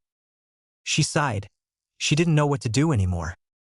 "Please, remove it," said Anko sadly, her mask broken, shoving how much sadness and loneliness she was feeling. Okay. You could come with me. I'm planning on escaping this village. You could come with me. I could use some help too." Naruto took a brush and a bottle of ink from his pouch. I'm going to let you free now. And to remove the death seal, I need you to remove your trench coat and a mesh shirt. I'll need to draw seals around the one I'm destroying." Naruto blushed as he removed paralysis and truth seals. "Ah, is little Naruto-kun embarrassed? Just a minute ago he had her captured, and now he was blushing. She couldn't resist and tease him. It was unfortunately for her that Naruto was quite used to being teased by Kyuubi and started teasing back. "Of course, a woman of such beauty sitting before me half naked, it wouldn't take long for me to fall for you. Thought I wouldn't mind that, Hibiheim." The last part Naruto whispered into her ear. Anko wasn't prepared for a 10-year-old kid to tease her back and she blushed. An hour later Naruto and Anko was sitting in the same clearing still talking. Naruto having finished removing the death seal that was on Anko's chest and had examined her cursed seal. Naruto could admit that the only seal more complicated was on his stomach. The fuinjutsu was really a work of genius. He needed for Anko to activate it to see the whole array. There were 3 parts of the seal. First one contained some sort of substance that activated it would spread and make the user stronger, faster, and granted a chakra boost. The array would regulate it so it wouldn't kill the user. He thought it was because of this substance that people died then the seal was placed. He could see that the moment the seal is placed it would release some of this substance into the body. The only reason he could think was because the user needed to adapt to it so that it could work. The second part was very intricate addiction/suggestion seal. When activated it would slowly make the user dependable on the seal. The last part made Naruto sick. It had a fragment of Orochimaru's soul and chakra. It would slowly corrupt the user's chakra, making it more similar to Orochimaru himself. He couldn't think of a reason for this. It also was the core of the seal that linked everything. It also linked to the user's chakra. If you messed up even a little when removing the seal, it would kill the user. Anko was lucky it was an incomplete seal and wasn't very strong. Naruto thought that he could remove it, he just needed to think how. "So have you decided if you want to leave with me or stay here?" asked Naruto. It was almost dark and he wanted to go home to sleep. "Okay, I'm in. It's not like I have anything better here. But how are you planning on leaving? The moment they notice that you left they're going to send Umbu and tracking squads, maybe even Hunter Neen. If she was going to run then she needed to know if it was possible. She didn't want to be brought back the next day or killed the moment they found her." "With this," he said and started to fly in the air. Anko looked shocked. She knew that the Tsuchikage could fly, but to see someone do it was shocking. Especially a 10-year-old boy. "You can fly?" "Yeah, it took a long time for me to learn just this much. I needed to make hundreds of Kagebunshin to practice for years. It's insanely difficult. I have to increase my affinity for wind as much as I could to be able to do this, and it's still not complete. I'm too slow. I need a couple of months to complete it." He was proud of this. How many could say that they can fly? Anko stared at Naruto in shock. She couldn't believe what he can do. She knew he was good from what she saw. Easily he was Jonin level, and with more experience he could defeat most of the Konoha Jonins. But if he can even create something that would let him fly, he had to be genius. If he got more experience and trained, then in 4 or 5 years he could go up against any Kage and win. Wait, but how am I going to escape? I can't fly. As much as she wanted to be able to fly. I can make a seal that would summon you to my location. You just need to make sure that no one saw you before I summon you. He would need to think of a way to make Konoha chaotic so they could just disappear. That could work, but where would we be going? I don't want to just be running around. With the seal like mine, it would be hard to leave. I have a place in mind, but you'll have to wait a little to know where. I'm going home now. It has been a long day. When I have come up with a seal that would remove your cursed seal, I'll contact you. It's better if no one saw us together. We don't need someone asking questions. He stood up and started going in the direction of the village, but stopped as he remembered something. Hey, do you know where the Senju compound is? He hadn't looked for it, but now it would be good time to visit it.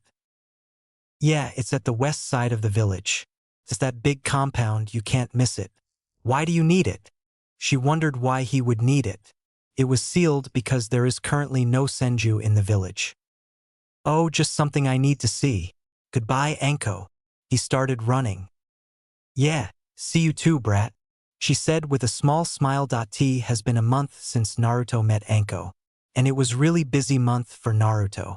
He managed to get into Senju compound easily. The blood seal that protected compound let him in. He thought that was because of his mother, or he could be related to Senju too. He wasn't too concerned about it. He found library relatively easy. It was located in the basement. He found jutsu scrolls of both thirst and second Hokage, but he didn't took any. He already had a lot of jutsu, and if he needed any more he would create it himself. Most of jutsu are known, so experienced shinobi knew how to counter them or evade. The ones he created would be unknown and countering them would be very hard. But he still took couple of scrolls on advanced water manipulation. The reason he was there was because of Mito Uzumaki notes on fuinjutsu. He knew if he had them he could become the best seal master in elemental nations. If she could seal Kyubi into herself, he could only imagine what kind of seals she knew. He found her notes, but it took him all day to access them. The seal that protected them was incredibly hard to open. You needed Uzumaki blood, and you also had to have larger than Kage chakra reserves. Then you placed blood on the seal. You needed to pour your chakra into the seal and guide it in specific pattern so that it would open the seal. It was really hard, but it was worth all the work. He found all her notes and even jutsu that they're solely for Uzumaki. He also found a letter from her. It was a little creepy that it was addressed to anyone that opened that seal. It said that only Uzumaki could understand its workings and open it. In the letter she explained why she joined Konoha, about Kyubi, and its sealing into his mother. It also explained why Yuzushigakure was destroyed. Mito joined Konoha because of political marriage. As Uzumaki their Senju distant cousins, it was decided that they should become allies and make both villages stronger. She was chosen because she was daughter of Yuzukage. The letter said that Hashirama was really honorable man and she respected him. Because of it she decided to help him fight Uchiha Madara. Then she heard about the fight. Then she got there and saw Kyubi fighting first Hokage. She could only think one thing to do to help. She sealed it into herself. After it she was brought back to village by clone of Hokage as the sealing took a lot out of her. After the death of Hashirama she couldn't go home as it was against contract they made. So she needed to stay in Konoha. Then it was time to seal Kyubi in another host. It was selected that it would be Kushina, the heir of Uzumaki clan. After the sealing she managed to live, but she didn't have much time. Then she found out about destruction of Yuzu and that Konoha didn't even send any help. She left right after it. On her way to Yuzu she found Konoha Umbu with scrolls with some sealing techniques. Then she interrogated him. She found out that his job was to let the invading forces into Yuzu. She didn't manage to find who ordered it. She then come back to Konoha and sealed everything she owned and left it so only Uzumaki could open it. After it she left to Yuzu again. Naruto couldn't believe that something like that happened. To know that it was Konoha that caused the destruction of your clan was hard for him. He decided that he would rebuild Yuzu and make it the most powerful village. He may not have known his village or any other Uzumaki, but he won't let for them to be forgotten like that. Naruto wanted to study his new scrolls but could do that because of his own mistake. He wanted to concentrate on seals he got from Mito himself and not use clones for it, but it didn't go as planned. He couldn't even do his psychical training. He noticed that Umbu started to monitor him a couple of days after he found out about Yuzu. It's either Hokage or Danzo. He couldn't confirm which Umbu it was or he could expose himself. Naruto thought the reason for Umbu was because he put Uchiha Sasuke to hospital. But he didn't regret it. It happened then Sasuke found him at the academy grounds in the morning. Naruto was throwing some shuriken and kunai in academy training ground at training dummies, and almost always missed. He needed to keep up appearance. And what better way than let everyone see you couldn't throw even a shuriken? Then Sasuke saw that and like always started trying to pick a fight. He started to insult Naruto like always, saying he was dead last and should have quit the first time he failed exam. It was the usual. His whole class was full of idiots and half of them their clan heirs. They say he's looser but they won't even train. Sasuke was the worst of all. After the massacre he started to pick a fight with anyone he didn't like. Naruto was the only one that would fight with him only during spars. He would have ignored him like always, but then he started insulting his family. Naruto couldn't take it anymore and snapped. It also didn't help that just a day before he found about Konoha's help in destruction of his clan. Sasuke didn't have time to react. One moment he was insulting Naruto and the next he was on the ground with his whole body hurting. Naruto had broken his left arm, fractured some ribs before he stopped from doing any more damage. After that day Naruto started to feel that he was being watched. Now Naruto was making his way to Forest of Death. He didn't have any Umbu today, so it was the best opportunity to meet up with Anko. He had sent her a message to meet him in the same place as the first time. 20 minutes later Naruto landed in the clearing and saw that Anko was already there, leaning against a tree. He made a clone to place a barrier. "Hello Anko, how have you been?"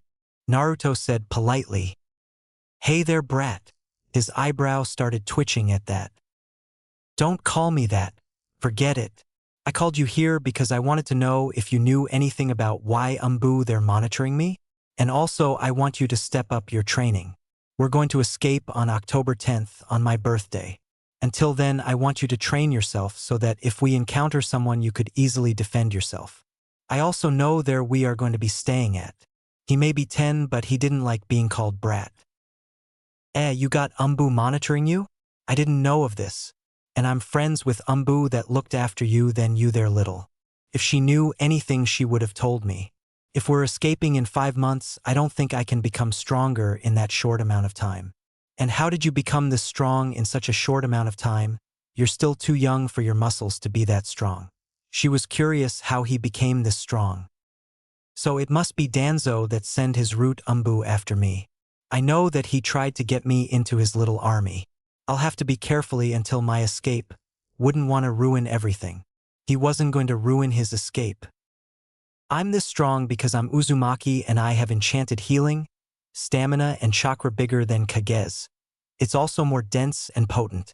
And because of Kyuubi sealed in me, it had boosted most of these things. My muscles heal the next day so I can train until exhaustion and do it again the next day, making me stronger. I also can make over 1,000 clones.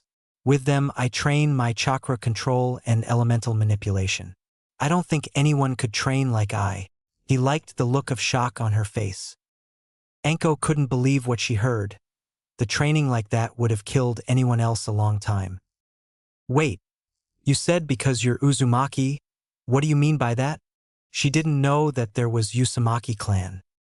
Figures you wouldn't know. Uzumaki was a clan that created Uzushigakure. They were distant relatives of Senju. The wife of first Hokage was Mito Uzumaki. She also was the first Jinchuriki of Kyuubi. My clan was incredibly good with seals, most of them their seal masters. It was really powerful clan and because of this IWA, Kumo and Kiri launched an attack on Yuzu. It happened just couple of days after my mother, Kushina Uzumaki, come to Konoha to become a second Jinchuriki of Kyuubi. Naruto was interrupted by Anko. What? Your mother was Kushina Uzumaki? The Red Death of Konoha? And she also was Kyuubi host? What the hell? How come no one knew of this? She was shocked that wife of Shodai Hokage was the host of Kyuubi, but to think that his mother was Kushina and she was a host too was really shocking. Then she was little, she heard stories of her and really wanted to be that strong and feared. Oh, they knew, but just Hokage and advisors. I also found out that it was Konoha that helped in destruction of my clan. You see, Yuzu is surrounded by whirlpools and it's hard to get to the island. And they had seals that made it even harder to cross. The whole island was also surrounded by barrier. It made almost impossible to get inside. It was because Konoha sabotaged seals that the army could get inside. I don't know who ordered it, but I have a guess. You know that swirl on shinobi jackets? That's Uzumaki's symbol. Konoha destroyed my clan and still have a nerve of wearing it. You see what Konoha is capable of? They better destroy its allies than help them. It still angered him that just because his clan was powerful it didn't give the right to destroy them. Anko just sat there listening to Naruto. She was shocked that Konoha would do something like that. What more Konoha was hiding? Are you going to get revenge? She could understand. She also wants to kill Orochimaru for what he did. Don't know. It wouldn't bring them back. But I certainly won't be helping Konoha. He sat next to Anko. We'll be going to ruins of Yuzushiogakure. It may not have anything now, but I plan on rebuilding it. I'm gonna make an Uzumaki famous again. The reason I want you to train because after a month in Yuzu we'll be going to Kiri. I may not like it, but we need allies, and Kiri is our best option. I heard that now there is civil war between Mizukage and Bloodline users. We'll be helping Bloodline faction. That way we could make a powerful ally, and it would give me the needed experience. After war we will make an alliance with them. You sound pretty confident that rebels would win. Don't you think it's a little early to make such plans? It's not that I don't think it's a bad plan, but a lot of things depend on luck. Maybe rebels won't even let us help them. Anko knew Naruto was strong, but being overconfident would lead even the strongest to death. And she didn't like the idea of him dying. They only met once before, and she even agreed to betray her village with him. It would look like it was way too fast, but for her it was enough. She felt strangely at peace with him. It was a feeling she hadn't felt in a long time. She wouldn't admit it to anyone, but she liked that feeling. She thought it was because he was just like her and understood what it meant to be hated just because of someone else's actions. She was brought back from her thoughts by Naruto. It's risky, but it would be worth. I have sent about a dozen of Kage Bunshin to Kiri. With the help of a seal I created they could live for a month. I send them to make a contact with rebels. This way we won't risk ourselves and I will gather more info so that we wouldn't be going blindly. As of now, I know that rebels are losing, but they still put a very good fight. We have enough time to get a little stronger. One thing he didn't like was memory backlash. It was only weeks worth memories and it almost knocked him out cold. Oh, that's good then. But what about training? I don't think I can improve much in such a short amount of time. Anko was slightly jealous of Naruto being able to improve so much in short amount of time. I thought about it and made a seal that I could place on you and you will be able to teleport to my location or my secret training ground. It is a seal I told you about that I was going to be using to get you out of Konoha. I improved it a little. Now you can teleport yourself. And you don't need to worry about what to learn. I have a copy of Hokage library and scrolls from my family home. Naruto was going to tell her about other seal he made for her. He had a lot of free time this month, so he come up with some interesting seals. Wait, there in hell did you get a copy of Hokage library? For family scrolls I can understand, but Hokage library. It's one of the most secure places in the village. She couldn't believe he had scrolls from Hokage. There are a lot of forbidden jutsu. I had it for 3 years. It was kind of easy to get. Do you remember that incident then Village Gate and nose of Yondaime got blown? Naruto still smiled at the memory of Yondaime without nose. Of course I remember. It was the most fun month I had. Hokage wanted all spies from the village to be gone.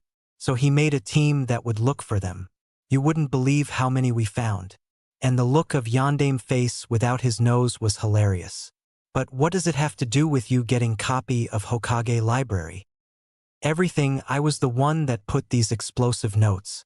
I tricked Hokage letting me into his library, and then I was inside. I detonated them. Hokage left me inside because he didn't want to risk me. He was proud of his work, even if he wasn't the one who come up with it. It was you? You there, what, 7? And you managed to fool Hokage.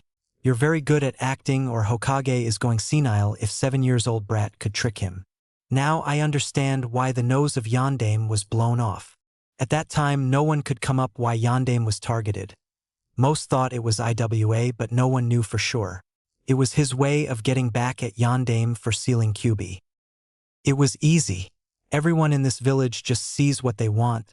I just act like they expect me and no one questions. They won't even recognize who my father is. I look just like him except smaller and with whiskers. It was funny to think that they couldn't see similarities. Anko looked at Naruto and tried to picture him older and without whiskers. The image that popped almost made her start hitting her head into the tree. He looked just like Yandame. She couldn't believe she didn't recognize the resemblance earlier. The whole village must be blind for not seeing this. I can't believe I didn't see this earlier. You look just like him. You're not the only one. The whole village don't see it. Or they just think that demon is mocking them. He wouldn't be surprised by that. So then are you going to put that seal? If you have Hokage library and Yandame scrolls, I can learn some powerful jutsu. And did you manage to come up with a seal that would remove my cursed seal? It was her dream to finally get rid of that damn thing. I was planning on putting the seal that will let you teleport now. As for cursed seal, I'm almost finished. I need about 1 more month to come up with how to remove the part of seal that contains part of Orochimaru's soul. It has a failsafe seal that if attended to remove it would kill the user. That part of the seal was really complex. It looked similar to Uzumaki's style of sealing. He wouldn't be surprised if he got his hands on some of Uzumaki's seals. I hope you would hurry. I can't stand this thing on me. She really wanted to get rid of it. The thought of having even part of that bastard on her made her sick. Come here and show me the back of your neck. I'll put it there. I'll also put a seal that will let me teleport to you. I already have one on myself. You just need to send some chakra into the seal and you will feel something like a pull. You need to decide which direction and you will get there. The longer the distance, the more chakra is needed. Naruto prepared his sealing supplies and got to work. Half an hour later he was finished with the seal and now it was time to test it. He knew it worked. He had already tested it but not Anko. Alright, go to other side of clearing and try to teleport to me. Anko quickly got to other side and activated the seal. She felt a pull to the Hokage mountain, just a little further.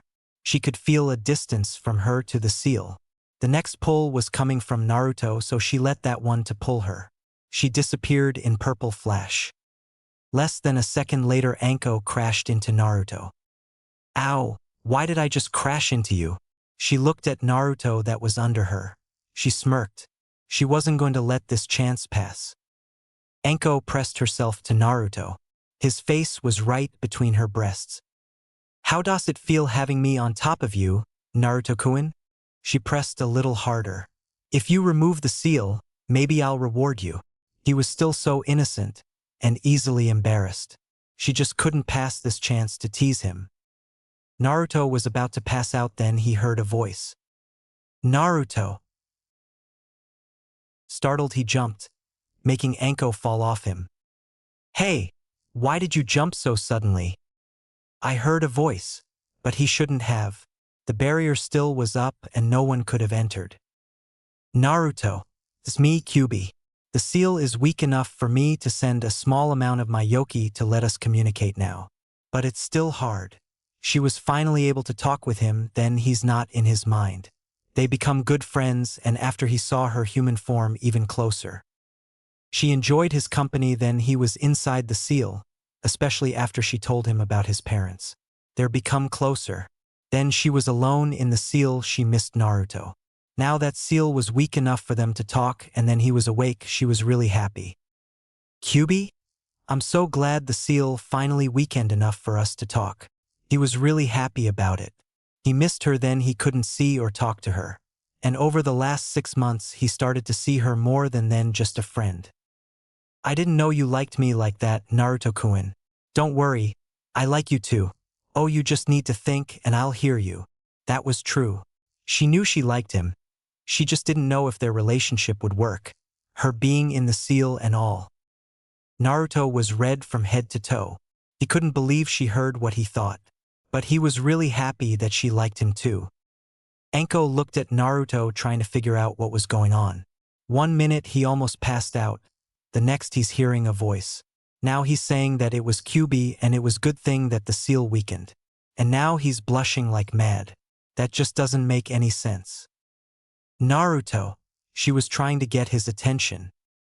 Naruto looked at her. He almost forgot that he wasn't alone. Kyubi, we'll talk then I get home. I need to explain some things to Anko. He wasn't afraid to that he was container of Kyubi. He was proud of it. If it wasn't for it, he wouldn't have met her. But he would be happier if she was with him and not sealed. Kyubi heard his thoughts and was happy that he didn't hate her for being sealed in him. Okay, I'll see you in later. Just don't take too long. What do you mean it's good thing that seal weakened? You know what it did. How can it be good thing? Anko didn't like idea of Kyubi tormenting Naruto. She's not it. Kyubi is really nice and she's the one that told me about my parents. It wasn't even her fault that she attacked Konoha in the first place. The day my mother gave birth to me, Kyubi was forced from her seal and the first thing she saw was Sharingan. She was forced to attack Konoha. If you want to blame someone, then blame that damned Uchiha. He didn't like that Kyubi was treated like that. Kyubi's a girl? And she's nice? Wow, I wasn't expecting that. Wait, if it was Uchiha that forced Kyubi to attack, then who could it be? The only one I could think of is Madara and he's long since dead. If there are another Uchiha who could control Kyubi, we have huge problem. If this Uchiha have come to Kyubi once, who will stop him from trying to control once more? The thought of someone powerful enough to force Kyubi to do something really scared her. Naruto paled. How he could forget that Uchiha could come back for Kyubi again. There is no way he could stand a chance against him as he's now. He could defeat some Jonin but not experienced one yet. How could I forget about that? Change of plans. We're escaping next month. If we have enemies this strong, we can't waste time. We need to get stronger and fast. We'll train for 6 months in Yuzu, then travel to Kiri to help rebellion and get experience. Then we'll see what to do next. He'll need to leave every clone he can to master his flight ability. Next month? I'll need to make sure I don't leave anything behind. I don't want my personal stuff to be taken by someone. She didn't have that many things, but it was still hers. I could place a blood seal on your hand there, you could seal all your things. It would be a lot safer than in the scroll. He also had a couple of these seals on himself. Contained all his scrolls. That would be great. It was pretty neat having a seal master as a friend. Okay. I can place it now, I just need some of your blood. I also want to spar a little. I don't have anyone else, so it would help me a lot. He really wanted to test himself against her. It will show him there he stands as he's now. Anko smirked. She also wanted to test this brat. The one time she saw him was against spiders, and it was impressive. All right, I wanted to see what you can do too. 10 minutes later, Naruto and Anko were facing each other. Naruto also left some clones to observe the spar to see any mistakes he made so he could correct later. Only taijutsu fight, right? Anko knew that he was better at jutsu than her. With training, he said he did, it's no surprise. Naruto just nodded and took his stance. It looked like he was just standing, but he started coating wind chakra around his right arm and water around his left. He could change which hand had which element. It made defending against his attacks a lot harder. Naruto shot at Anko with great speed, intending on delivering a straight punch to her. As he was couple of meters from Anko, he sends wind chakra to his legs, and with a burst of chakra from his feet, he disappeared from sight. Less than a second later, he appeared at her right in the middle of a kick. Only experience let Anko to evade his attack by bending. She recovered quickly, and before Naruto could land on the ground, she tried to deliver a jab to his stomach. Naruto, seeing this, used his water manipulation to make her arm pass by him and grabbed it. Spinning in the air, he tried to deliver another spinning kick, but Anko evaded again and used the hand that Naruto grabbed. Twisting it a little, she grabbed his hand.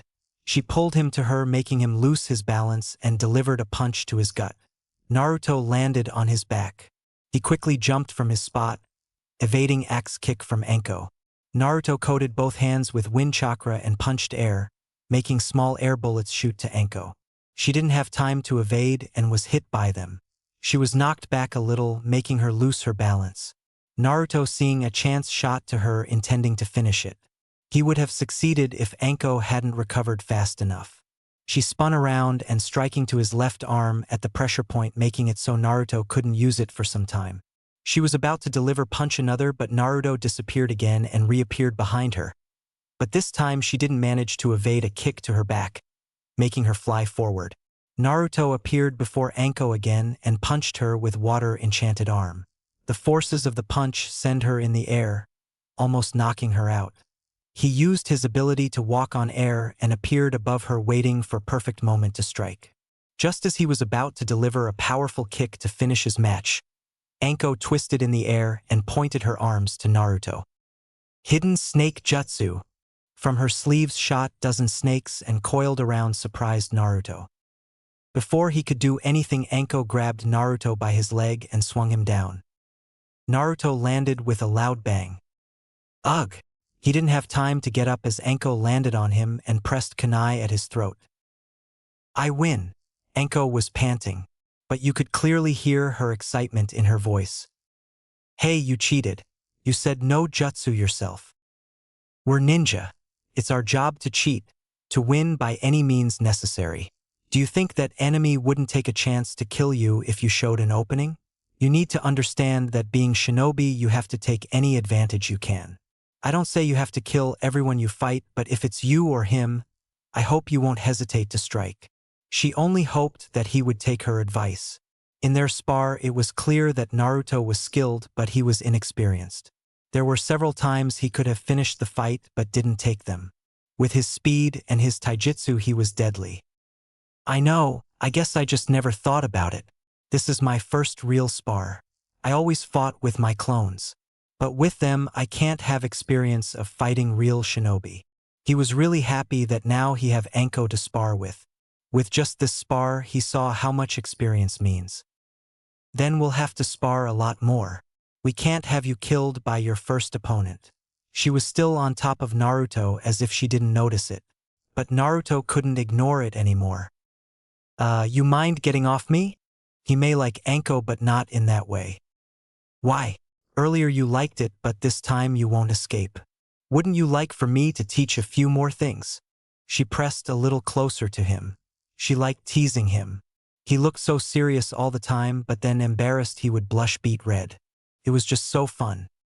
This time Naruto wasn't going to let her have all the fun. I didn't know you there like that, Anko-chan. Huh? What do you mean? She was a little confused. I didn't know you liked this kind of thing. Do I have to call you Anko-sensei? Maybe Wani-chan? He said with serious face, but inside he was laughing at her face. Is Wani-chan going to teach me how to become a man? Please be gentle. His eyes wide with tears in corner. He looked like cute little child. Anko forgot all about teasing and jumped off him. Her face red. Bah, no. Doesn't Wani-chan like me? Naruto pouted, trying his best not to laugh. No. I mean, I like. Naruto couldn't help it anymore and started laughing. Anko looked at him confused a little, but then remembered what's going on. Her face reddened, but this time from anger. You, little Brat. I'm going to kill you. She jumped at still laughing Naruto, intending to make him pay. Naruto saw this and started running from her, still laughing. 2 hours later, Anko was lying on the ground, panting from exhaustion. She didn't manage to catch Naruto. She almost had him several times, but he would disappear in a burst of speed or start flying. Is Wani-chan tired already? Don't you want to play some more? Still acting like a little kid, Naruto was flying around her. He wasn't even tired. Why, you little, she managed to say. I'm going home. I can't be gone for all day. Umbu may come to check. I also need to make preparations for our escape. You can teleport to my training ground anytime. I'll be leaving my clones there to finish my flying technique, and they will help you then I'm not there. I'll see you later, Anko. And he left. Yeah, but this isn't over. No way was she gonna let him get away that easy. I really do need training if he can outrun me like that. It was peaceful night in Kanahegakure. There wasn't even a cloud in the starry sky. Moon was illuminating everything with its soft glow. It was quiet night, disturbed only by patrolling shinobi. Lone figure was standing on Hokage Mountain, gazing at the village. It was Uzumaki Naruto Jinchuriki of Kyubi no Yoko. He was looking at the village he was about to leave. It has been over a month since he changed his plan to leave earlier, and he was really busy all the time. Learning seals from scrolls of Mito, making plans for the future and helping Anko with her training. But it was finally time to leave this village. He didn't manage to learn a lot from sealing scrolls he got, but he had finally figured out how to destroy cursed seal placed on Anko. He'll be removing it, then they are safe in Yuzu. He also started studying the seal that Kyubi was sealed with. He wanted to look for a way to free her from it. He still remembers the night they talked about their feelings. Flashback. Naruto had just returned home from his meeting with Anko and now was lying on his bed, preparing to go talk with Kyubi. He was a little scared. He didn't know what to say. He wasn't even sure what love really was like. This is the first time he felt like this, and it scared him. Does he really have a chance with Kyubi? Is it really going to work? He was brought back from his musings by a voice. Just get in here. Yes. He was starlit by Kyubi. He hoped she didn't listen to his thoughts. 10 minutes later, he was in familiar clearing. He looked around and spotted Fox Lady sitting near the tree. He walked to her and stood there a little awkward, not knowing what to say. He said, wanting to just disappear right there and now. Kyubi looked at him. She knew why he was like that. He didn't know what to do. All his life he hadn't known love. He was alone and had to take care of himself. Now he's confronted with emotions he hadn't felt before, and it doesn't help the fact that he's just 10 years old. She wasn't doing any better herself. She may be hundreds of years old. This still is the first time anything even close to this happened. Then she was sealed the first time. She was really angry and wanted nothing more than to kill her host and be free. Second was even worse. Pinned to a rock with spikes certainly wasn't the most enjoying experience. Then she was ripped from her second host and put under genjutsu. Just to wake up in some sewer angered her a lot. But then Naruto come. Then she saw that it was just a child. She decided to give him a chance. It wasn't his fault that she was sealed. He was really different from her previous hosts. He didn't outright labeled her some kind of monster, bent on destruction. They become friends and now maybe a little more. She knew it would be difficult for them. She was sealed inside him, and it was the first time for both of them experiencing this kind of feelings. She didn't know what future may hold for them, but she wanted to try and make this relationship work. She motioned for Naruto to sit beside her. He was a little hesitant but sat. She embraced him, holding him closer to her. I know this is going to be difficult, but I want to try and make it work between us. I'm new at this too. You're not the only one. I haven't experienced anything like this before, just like you. We'll have to take this slow. She was sealed inside two hosts already, but she wasn't interested in their life, so she didn't know that much about relationships. Naruto was glad that he wasn't the only one that felt like this. I know that you're the only one that I feel like this. You were my first friend. You helped me even if you are sealed inside me. I'm really happy being with you, and I really want for us to become more than friends. Naruto embraced her closer, not wanting to let her go. He was content just having her in his arms. He felt at peace. He wasn't concerned about anything, just enjoying the presence of her. Kyubi was touched that he felt like this, happy to know that Naruto liked her like that. She decided to be a little bold. She knew that Naruto wouldn't do anything that he thought she wouldn't like, so she needed to make a first move. She leaned back a little and cupped his face with her hands, making him look at her. "I like you, Naruto-kun." She leaned closer and kissed him on the lips. Naruto was surprised by her actions, but after a moment all his thoughts there scattered, replaced by a feeling of her lips. Her lips felt soft and pleasant. He really liked the feel of them on his. It was just a small, gentle kiss, but they both enjoyed it. Kyubi didn't want to take this too far. He was still young, and their relationship just started. After a couple more seconds, they broke apart. Naruto looked at her a little dazed. "I like you too, Kyu-chan," he said her with all emotion he could muster. It was then that Kyubi remembered that she hadn't told Naruto her name. She had forgotten all about it. She hadn't used it in a long time. "There is one more thing you need to know. My name isn't Kyubi, it's just a title that humans give me. I had forgotten about it as I hadn't used it in a long time. My name is Akemi." It was really a long time since she had used her true name. Naruto looked at her and smiled. It was really beautiful name, just like her. "It's really beautiful name." Her cheeks reddened a little. It was first time for her that someone called her that, and with such affection. "Thank you, Naruto-kun. I hadn't used it in a long time." They snuggled closer to each other, not wanting to let go. "Can we stay like this the rest of the night?" Naruto really didn't want to let her go. "Of course, we can stay like this as long as you want it." It's not like she wanted to let go of him too. End of flashback. From that day Naruto would go in his mind to be with her. But he also trained with her too. They weren't going to stop it. Then he weren't inside the seal. Akemi would leak small amount of her yoki so that they could talk. She could hear his thoughts, but she couldn't sense or see outside world. Naruto wanted to let her out of seal so she could experience outside world. So he started studying his seal, looking through his parents' notes and ones he got from Mito, trying to find a way to free her.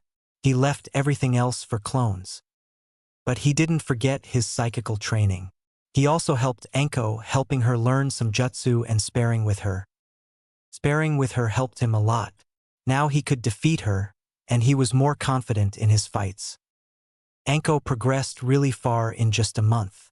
She learned some jutsu from Hokage library and his family.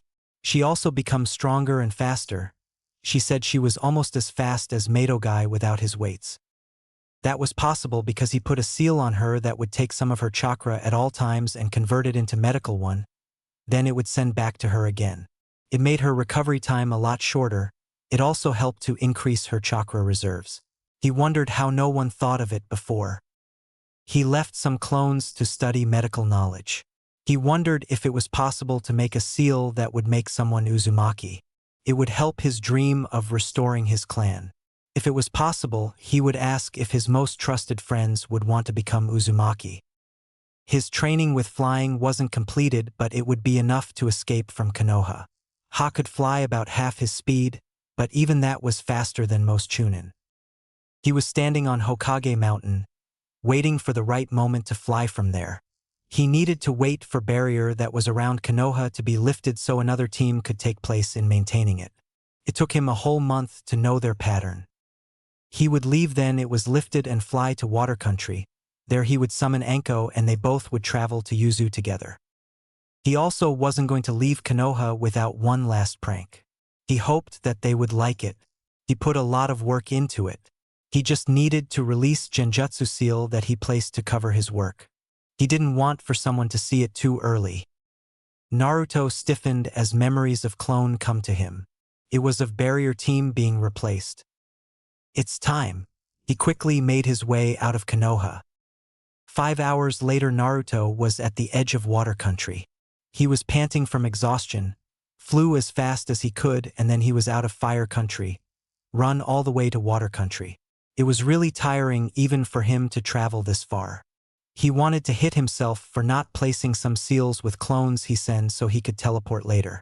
But he also didn't want for someone to accidentally stumbling upon them. He stopped in the clearing and made a couple clones to place a barrier. He didn't need unvented attention. He also needed some rest so he could summon Anko. 30 minutes later, Naruto stood in the middle of the clearing and concentrated. Channeling some chakra to the seal, he felt a pull to Konoha. He concentrated on it and pulled it to him. Less than a second later, Anko appeared in a purple flash. She looked around until she saw Naruto. I take it everything went as planned? She could see that he was exhausted. That meant he was running at full speed as far as he could. Yeah, we're in water country, near border. Now we're going to shore. There we rest and then continue to Yuzu. Did you get everything you need? Naruto started running through trees besides him Anko. Yeah, I got everything I need. I'm just a little sad that I couldn't say goodbye to Kurenai or other girls. She didn't want to worry them, but if she told them that she was leaving Konoha and with Naruto of all people, they would have tried to stop her. You know, after we complete civil war in Kiri, you could contact your friends and see if they would want to join us. Not everyone in Konoha is bad. Just make sure that they wouldn't betray us. I don't want that kind of thing around us. What he hated the most was traitors, and didn't want any of these around him. Anko looked at Naruto as they leaped from branch to another. She didn't think that he would be willing to let anyone from Konoha to join him. But he let her see if her friends would be willing to join. But then again, he knew what it's like to have no friends, so he wanted for her to have someone to talk to. She smiled at him. He really was kind. Thanks. I'll think about it. She thought if anyone would be willing join. She was certain that Hana wouldn't join her. She was Inuzuka and her pack was the most important. Yugao, she wasn't certain. She loved Konoha and she have a boyfriend. As for Kurenai, she thought if she could find some valid reason she would join her. She didn't have a family and she didn't have boyfriend, so no one tied her to Konoha. Maybe she'll give it a try. 2 hours later they reached shore. There they stopped to rest. We'll rest for some time. We will need a lot of chakra to get to Yuzu.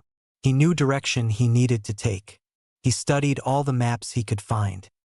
Do you really think we'll be able to cross it? I don't even see the island. She didn't want to drop to bottom of the sea. It should be enough.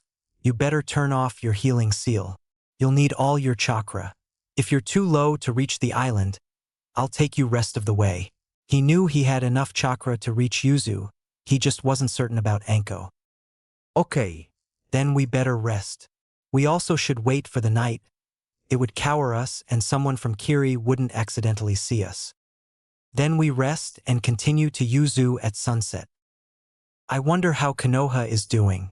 I wanted to see their reactions then they see you newest prank.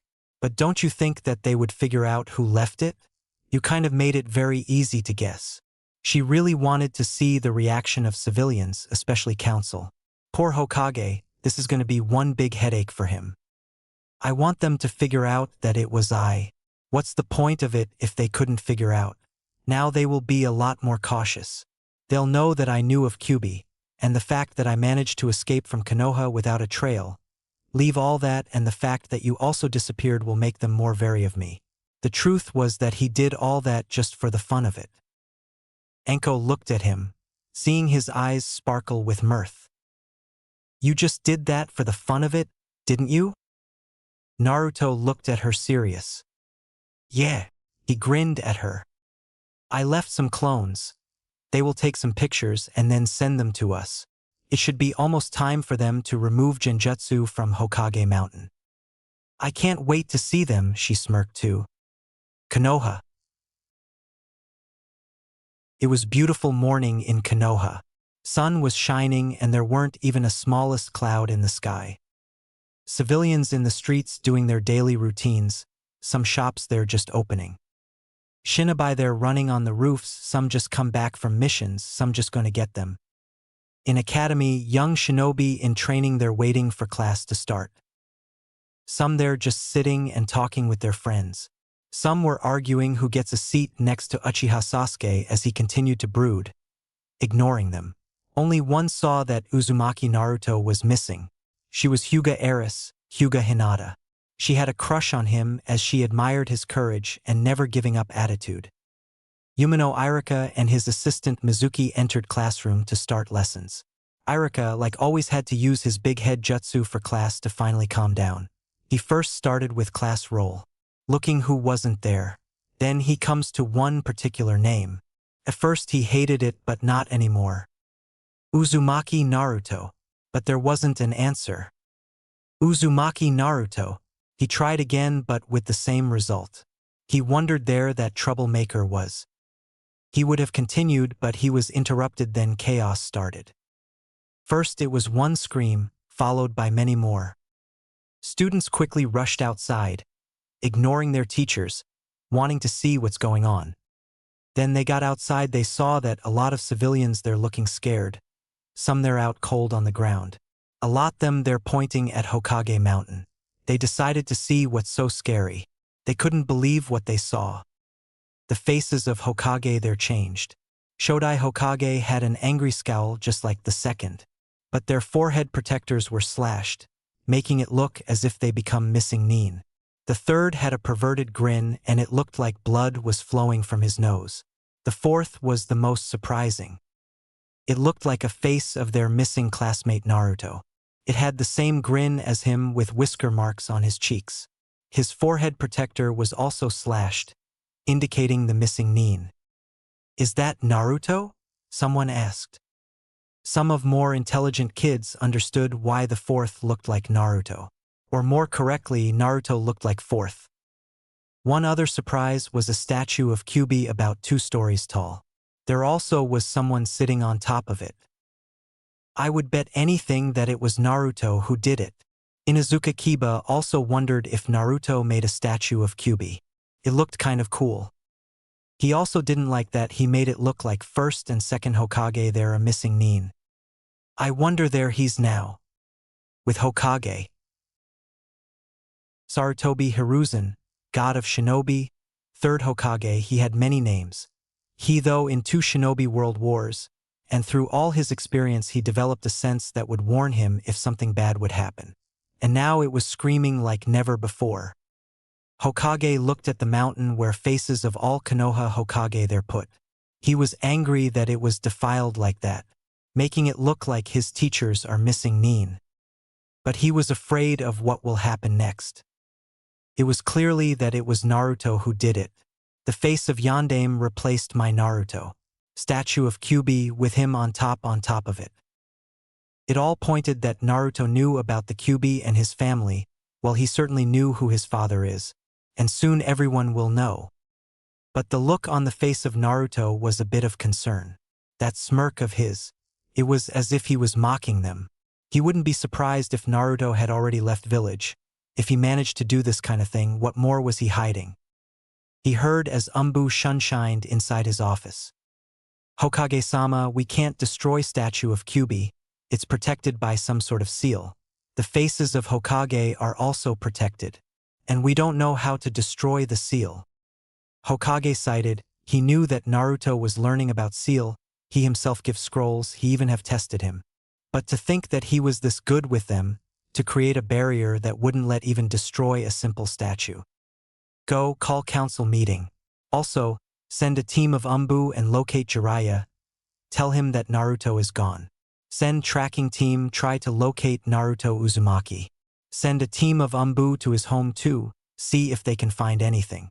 I'm going to Hokage Mountain. I'll look at the seal. Hai, Hokage-sama. With that all Umbu disappeared.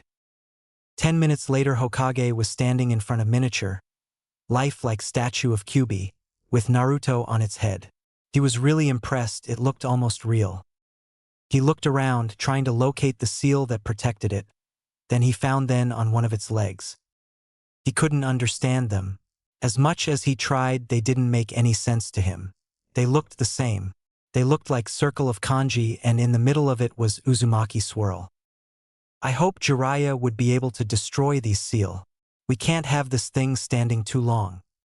Hokage then looked at Hokage faces if seal they're different. He was glad that they were quite simple to remove. He immediately started removing them, starting with Yondaime head. 30 minutes later he was done, and Hokage faces their back to normal except that mark on their forehead protectors. He'll have to assign some Doton ninjutsu specialists to repair it. Now he needed to return to council meeting. 20 minutes later Hokage entered council chamber. Everyone was already there. As you can guess, I called you all her because of our newest prank. It was done by Naruto Uzumaki. He clearly didn't hide that fact. He was interrupted by civilian council shouting for his death. But it was already bad day for Hokage. He was old and tired of all this, and now they're demanding that he would execute Naruto, shouting at him and even ordering. He already had a headache, he snapped. Silence! Hokage shouted, blasting them with killing intent. Umbu! Take all civilian council to Ibiki. They dare order me. That's a treason. I'm Hokage, and you do as I say. Tell Ibiki that he can do anything he wants. He just has to find what they know. Just as he finished, all civilians disappeared to Ibiki. Silence only was heard. No one could believe what happened. Shinobi section was happy that finally Hokage got rid of civilians. It was military village, not a playground. 3 elders weren't happy. Without civilian council, they didn't have power they had before. Now, if anyone has anything to say, wait until I'm finished or you also be getting a date with Ibiki. He looked at everyone, and seeing that they understood he continued. As I was saying, Naruto was the one who did it. I send a team to look for him and also his apartment. I was at Hokage Mountain to see the seals that prevented my Umbu from destroying that statue of Kyubi, but I couldn't even understand the seals that they're placed on it. Only the ones on Hokage face they're easy to remove. I have sent a team to get Jiraiya so he could look at the seals. Now, anyone have any questions? Everyone was surprised that Hokage couldn't remove seals that they're placed by a 10-years-old kid. But if he could change Hokage faces and place a statue of Kyubi and no one saw it, they shouldn't be surprised. But one question everyone wanted the answer to. Is the father of Uzumaki really Yondaime? Asked Nara Shikaku. He respected Yondaime and were good friends with him. But to think he couldn't figure out that Naruto was a son of Yondaime was quite a blow to him. With IQ of over 200 and he didn't notice similarities. It was really embarrassing. Hokage cited, Naruto just had to go and do something like this. Yes, but I don't want anyone talking about it. We can't have that knowledge spread around. Civilians won't believe, they just think it's a work of a demon. I don't want some village trying to recruit him, or IWA to kill him. If he is killed it could release Kyubi, and don't think anyone would want that. Everyone could agree with it. The thought of facing Kyubi again wasn't something they wanted. But Hokage-sama, what are we going to do? Now that Naruto escaped the village, how are we going to retrieve him? We need the strength of Kyubi, and if Naruto really is that good with seals, he could be invaluable to us. Danzo was cursing himself for not approaching Naruto sooner. He knew something was strange after that incident with Sasuke. He even placed his route to monitor him, but they didn't found anything. Could be that he knew he was being watched and acted according. I'm going to assign Jiraiya to find Naruto. He have a lot of spies. It shouldn't take long for them to find him. He really hoped that Jiraiya would be able to find Naruto. Hokage-sama, we should place Uzumaki in bingo book. It would be faster in getting him back. That was Koharu Udatain, teammate of Hokage. Hokage wondered if it was time for her to retire. We can't. If we place 10 years old, academy student that failed to graduate 2 times, but managed to escape Konoha and we can't even locate him. How do you think other shinobi nations react? And if we place his photo, everyone will be able to see who his father is. Konoha would be a laughingstock. Everyone knew that would be really bad. They could lose a lot of clients. Just then Umbu appeared. Hokage-sama. Sorry for interruption. We have report. The apartment of Uzumaki was empty. We couldn't find anything inside. We also got a report that Anko Mitarashi is missing.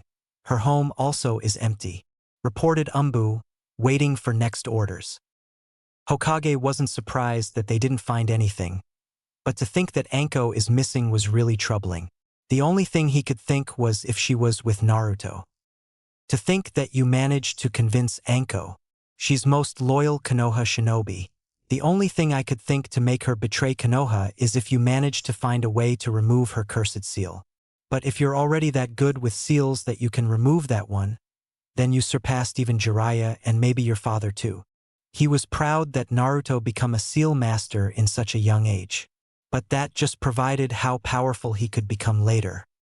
Thank you, you can go now. And Umbu disappeared. We'll be placing Anko as A-rank missing Nin. She most likely is with Naruto. I can only think of one reason she would betray her village, and that's if Naruto managed to find a way how to remove her cursed seal. Hokage looked as everyone had a look of shock. They knew that even Jiraiya couldn't remove it. If Naruto managed to do that, then he's a seal master. Better than Jiraiya. This meeting is over. And with that, Hokage exited. Danzo was fuming. He just lost his chance at getting his hands on Jinchuriki, and he had such plans for him. After he exited Hokage Tower and walked into an alley, he quickly took out a seal tad and activated, but nothing happened. I should have known. He must have found the seal on her and removed it. I'll have to send a team of ROT agents to look for them. They could become a real threat for Konoha. I need to remove them before they become too strong. Danzo continued his walk, thinking of the best way to get rid of them. Next day, Hokage office. Hokage was sitting in his chair thinking what to do. He looked at documents that provided that Naruto was really a son of Yondaime. But he still felt like something was not right with the documents. So he decided to test his theory and tried to burn one of less necessary documents. A couple of seconds of burning, it disappeared in puff of smoke. They were all fake. He didn't know how he managed to do it, but he knew that only Naruto could open that safe without him. Now he had all the documents that provided his heritage, and also one he made with Danzo. At least Danzo wouldn't get his hands on Naruto. It also wasn't good that Naruto knew there his house is. It meant that he could have already taken everything from it. With Jutsu of Yondaime and Kushina, he could become really powerful. And if he learns Hiraishin, it would really bad for Konoha to make an enemy of him. Hokage looked up as he felt familiar presence in his office. Jiraiya, it's good to see you again. A tall man with waist length, spiky white hair, forehead protector with kanji for oil, stepped from the shadows. Sensei, it's good to see you too. I wasn't far from Konoha, and come as quickly as I could after hearing that Naruto escaped. Is it really true? Unfortunately, yes. He was missing from yesterday. I presume you saw that Kyuubi statue on Hokage Mountain. He got a lot of complaints about it, but he couldn't do anything about it yet. Jiraiya saw it and was really surprised at first, especially then he saw Naruto sighting on its head. He also wondered why no one destroyed it. Yeah, I saw it. Why haven't you taken it off? We can't, it's protected by seals and I don't know how to destroy them. Naruto also changed faces of Hokage, but it was easy to remove the seals and repair. If you want to see how it looked, I have some photo. Hokage handed him photo of Hokage Mountain. Jiraiya was a little shocked that Naruto made it look like Hokage their missing Nin and his make it look like it was his face in place of Yondaime. They really do look alike. So you want me to remove seals that protect that statue and find Naruto? It wasn't hard to figure what Hokage wanted. Yes, I also think that Anko is with him. She disappeared the same day as he. That was news for Jiraiya. It was kind of shocked that Anko would run from Konoha. He thought she was most loyal shinobi and wouldn't do something like Orochimaru. He didn't know what could happen to make her leave. Then he remembered something, a cursed seal. You think that Naruto found a way to remove a cursed seal that Orochimaru placed on Anko? Don't you think it's a little far-fetched? Even I couldn't remove it, and you think a 10-years-old brat could remove it. He had studied the seal intensively, and he still couldn't find a way to remove it. Hokage sighed. He knew that Jiraiya wouldn't believe it. Let's go to Hokage Mountain. You'll see what kind of seals Naruto created. 10 minutes later, both were standing in front of statue. The seals are on that leg. Motion Hokage to where seals are. 10 minutes later, Jiraiya looked at Hokage with serious face. I don't know how to remove them. I don't even know what kind of seals they are. They're protected by some sort of seal. The only one I know who could do something like that was Uzumaki Mido. How is it possible for him to reach that kind of seal mastery? I know that Kushina could use something like this only on some seals. Minato told me once that then Kushina tried to explain the concept of these kinds of seals, even he couldn't understand them. It's beyond my knowledge. I'll try something to destroy statue, but I'm not sure if it will work. Jiraiya took his sealing supplies and started making a seal tag. 5 minutes later he was finished. It's explosive tag, but it's more powerful than regular one. He placed it and retreated so he wouldn't be caught in the blast. As he activated it, the seal lit up, but before it could explode, it sizzled and disappeared. Damn, it can even prevent other seals from activating. Then how about brute force? He enchanted his arm with chakra to make it more destructive. He swung his arm at the leg, but after it hit there wasn't even a crack in it. Jiraiya looked at the spot he punched, impressed. He placed his hand, then channeled chakra. After few seconds he retrieved his hand. I really want to meet him. He managed to make a seal that absorbs chakra and strengthens the statue. He really is a genius with seals. I don't know how he managed to link them together that it would absorb from other seals and even chakra enchanted punch. He really was impressed by seals that they're made. If Naruto just made these for a prank, he really wanted to see what else he had. Then how do we remove this statue? I have enough paperwork as it is, I don't need any more. And we can't leave it. As much as he didn't mind leaving it, some didn't like it. I think I know how to destroy it. He may have thought of a way to absorb chakra, but I don't think he knew about natural chakra. It's different from normal. Jiraiya sat in meditate position, not moving a muscle. His appearance changed. Now he had a goatee, a larger nose with warts, and webbed hands and feet. He opened his eyes and they changed to bar-like pupils. He stood up and approached statue and punched it. This time it didn't stop his attack and was destroyed. Well, as I thought, he didn't know or anticipated someone able to use natural chakra. He exited his sage mode. Well, at least that worked. Then can you go look for Naruto?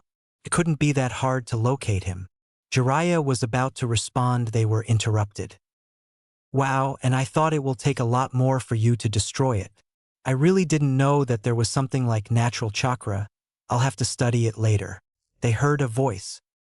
Hokage and Jiraiya looked to see Naruto stepping from behind the trees.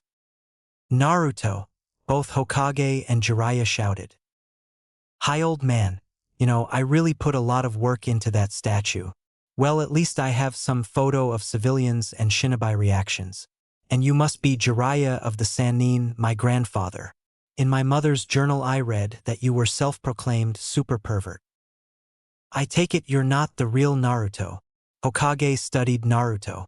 He was wearing black umbu pants with red shirt and black jonin-like jacket. No, just a clone. Well, I have to go. Need to deliver photos to boss. Before Hokage or Jiraiya could do anything, Naruto disappeared in a crimson flash. Both shinobi stared in shock. Hokage was first to recover.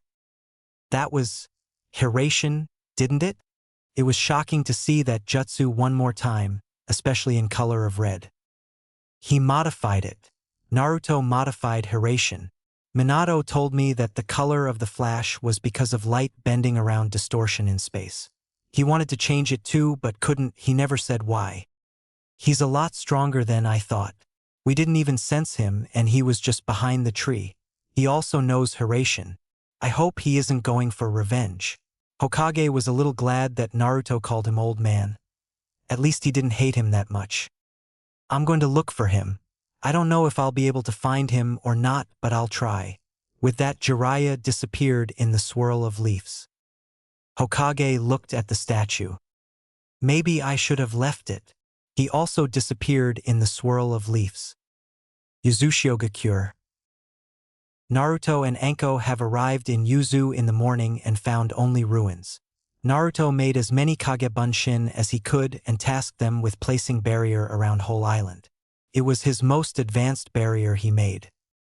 It would apply genjutsu so it would look like everything was the same. It also would mask any chakra spikes and sounds. And most important was that it was impossible to get inside the barrier without him allowing. It created a separate dimension. It was his most prized work. He still couldn't create his own dimension, but it was just as good. It took him almost all day to complete his barrier, but it was finally over. Anko was looking for a good place to stay that wasn't destroyed in the attack. She found one house at the edge of village that was relatively unharmed. It just needed some cleaning. Now both they're sitting in the room discussing. Then Naruto will remove cursed seal. Then tomorrow I'll send my Kagebunshin to clean and prepare a room. We're still too exhausted from the journey, and all the clones I needed to make for the barrier. It really exhausted him, and activation took a lot of his chakra. Okay, I can wait one more day, She was interrupted as Clone appeared in Crimson Flash. Hey boss, got some funny photos for you. Clone tossed a scroll. Their photos were sealed and puffed out. Naruto smiled at the memories of the clone. It was really funny to see reaction at his work. The chaos it created was hilarious. Passed out civilians, screaming and running around like headless chickens. He was a little sad that his statue was destroyed, and he liked it too. Kyubi especially liked it. She didn't have any, so she was really happy that he had built one. He decided to build one in Yuzu. He wasn't concerned about Jiraiya. He won't find him. Even if he does, it's impossible for him to get here. Here, some photo after they saw what I left. He tossed Anko the scroll. I'm going to sleep. Tomorrow we have a lot of work to do. It's also the start of our training. With that, he got up and headed to his room, leaving Anko. Good night, I'll see you tomorrow. Anko looked through collection of photos, laughing at the reaction of civilians and shinobi. She wondered what would happen if the real Kyubi showed up and not just the statue. I better go to sleep too. Tomorrow's finally the day I'll be free from Orochimaru. With that, she drifted to sleep, a small smile on her peaceful face. The story. Naruto and Anko were standing in empty room. Both of them looked at how clones drew seals in the middle of it. The seal is really big and concentrated on two spots, one in the middle where Anko will be sitting and another besides her. Their fragment of Orochimaru's soul will be. Naruto also put seals on Anko around her cursed seal. The whole process will only last a couple of minutes, but after that seal will be gone. Naruto designed the seal so it would separate cursed seal from Anko, then extract all substance and chakra that seal put in her. Then all that is gone, Naruto will proceed to extract soul fragment from cursed seal. Because Anko will be losing a lot of her chakra, Naruto also needed to design a seal that would replenish it. Anko shifted nervously. It's finally the day she will be free from Orochimaru. It was her most desired dream, well besides torturing Orochimaru until he would beg for his mommy. She knew it will be painful. Naruto explained process of the seal to her, but she didn't care. As long as she got rid of it, she would bear the pain. Boss, we're finished. Everything's ready. Naruto looked at Anko. Seeing her a little nervous, he placed a hand on her shoulder, smiling at her. Everything will be all right, trust me. Anko looked at him and smiled a small smile. I trust you.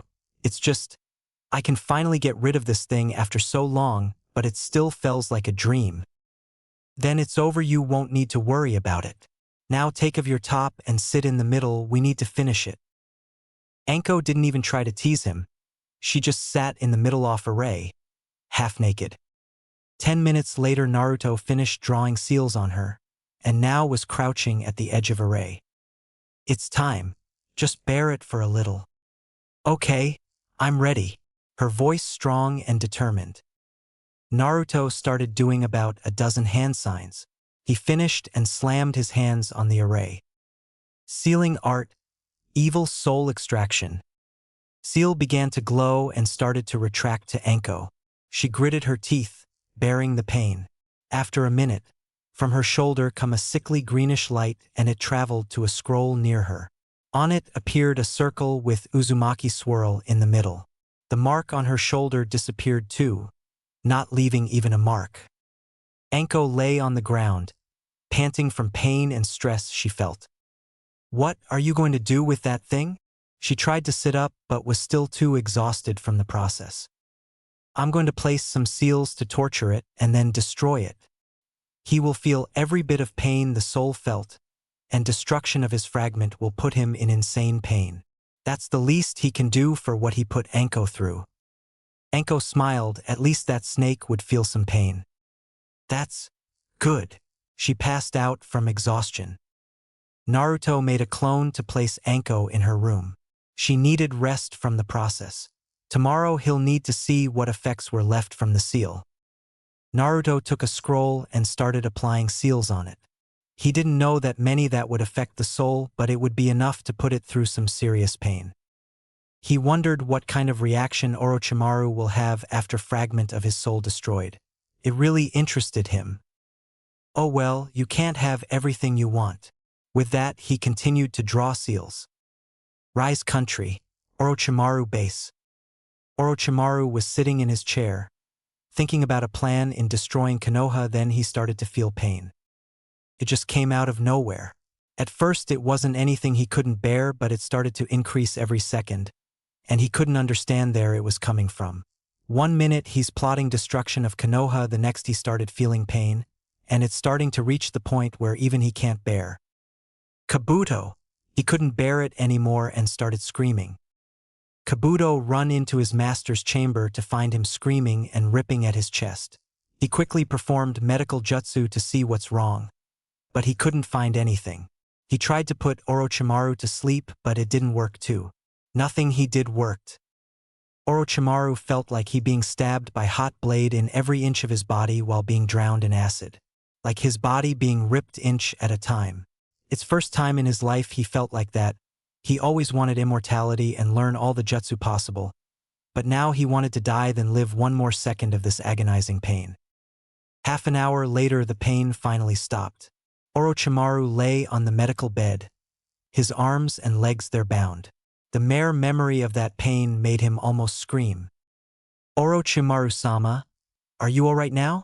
Orochimaru couldn't help but shudder slightly. No, I'm not. What was wrong with me? His voice just a whisper from all the screaming. I don't know. I couldn't find anything abnormal. You're perfectly fine. Kabuto couldn't figure out the cause behind his master's sudden attack as much as he tried. He had to bound Orochimaru or else he would have even killed himself.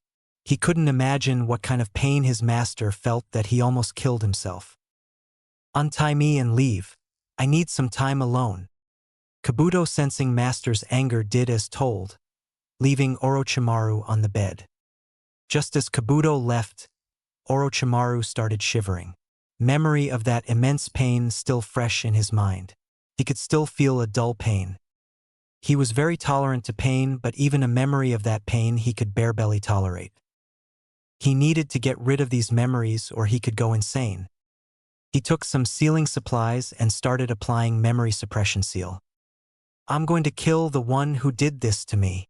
He couldn't believe he has to resort to something like this. Yuzushioga cure. Next day. Anko opened her eyes. Sun shone through the window. She felt good. She hadn't felt like this in years. She felt clean. Memories of previous day come to her. She looked at her shoulder, hoping it wasn't just a dream. But it isn't a dream. She didn't have cursed mark. With a big smile, she jumped out of her bed and quickly changed. She needed to thank Naruto. Without him she still would be in Konoha and with Seal. She found Naruto making breakfast. Naruto! Anko run to him and embraced, kissing him on the lips. She didn't care if she is almost twice his age. She's incredibly happy and was going to show it. Naruto froze, then Anko started kissing him. He already had kissed Akemi lot of times and he really enjoys it. But he certainly didn't expect for Anko to kiss him. Naruto recovered and pulled from the kiss. Stop, you can't do that. Anko looked at him, wondering if he didn't like her. That thought strangely made her heart clench. You don't like me? Her voice just a whisper. She didn't feel as a small tear started forming in the corner of her eye. Naruto froze, seeing the look in her eyes. He didn't like seeing Anko like that. She should be happy and cheerful. No. Of course I like you. How can you think I don't? It's just that I already have a girlfriend, and I'm not going to cheat on her. He isn't going to cheat on Akemi. He won't betray her no matter what. You do? Who? She wondered how come he never said anything. And why isn't she here? It's Akemi-chan. Akemi? She didn't know anyone with that name. Oh right, I didn't tell you. It's the name of Kyubi. Anko stared at him, not believing what she just heard. She knew that Kyubi is a girl, but to think that she is his girlfriend. She wouldn't have believed it if anyone else said that. While Anko still in shock from what Naruto said, he got his own shock. While Naruto and Anko were talking, Akemi was listening and heard everything from the moment Anko kissed Naruto. Then Naruto said that his girlfriend is Akemi. She decided to speak. Naruto, I'm glad you feel like that. I know you wouldn't cheat on me, you're far better than that. But that doesn't mean you can't have another girlfriend. Demons isn't into that monogamy, a lot of them have couple and more partners. If you love them and they love you and don't mind sharing, I'm okay with it. It would also help you revive your clan. It was quite popular for demons to have more than one mate, and if Naruto loved them, she didn't mind. Naruto listened in shock. He couldn't believe what his girlfriend is telling him. She just said that he can have more than one girlfriend. You don't mind? But only if you approve of them, and they love me and don't have anything against you. He wouldn't even love someone who would blame Kyubi for something that wasn't her fault. Now tell Anko that. From what you told me about her and from what I have seen, I know she wouldn't mind sharing, and I'm quite certain that she likes you. Naruto looked at Anko. She still was in shock. Well, you can't blame her. It certainly isn't every day you find out that most powerful demon have a boyfriend, and he's 10 years old. Anko, she looked at him. Akemi told me that I can have more than one girlfriend, as long as we love each other. I know I like you. You're my first real friend, well, human at least. You're funny and I like being with you. And Akemi said she didn't mind sharing with you. It was strange for him trying to get another girlfriend, but he liked Anko, and if he can make her happy, he would do it just like for Akemi. Anko looked at him, thinking what to do. Did she love him? Well, she certainly likes him. He's the first person that she can relax and enjoy herself, and she enjoyed the kiss. The thought of sharing him wasn't that bad. If he would love them all, and she knew that Naruto certainly would. She didn't mind sharing him with Kyubi, Akemi. She corrected herself. It wasn't her fault that she was forced to attack Konoha. She looked at Naruto. She may be twice his age, but in a couple of years he certainly would become handsome guy. And with his stamina, Anko started imaging all the things they could do, and not just the two of them. She stopped her trail of thoughts, then Naruto, as he saw her start daydreaming. Oh, I don't mind sharing, or Akemi. She smiled and walked to him. She leaned and captured his lips with her own. Naruto this time responded and kissed her back, both enjoying the feeling. They broke apart, but still held each other. What did you do to that bastard's soul fragment? Oh, I put all seals that I knew that could inflict any damage on it and destroyed it.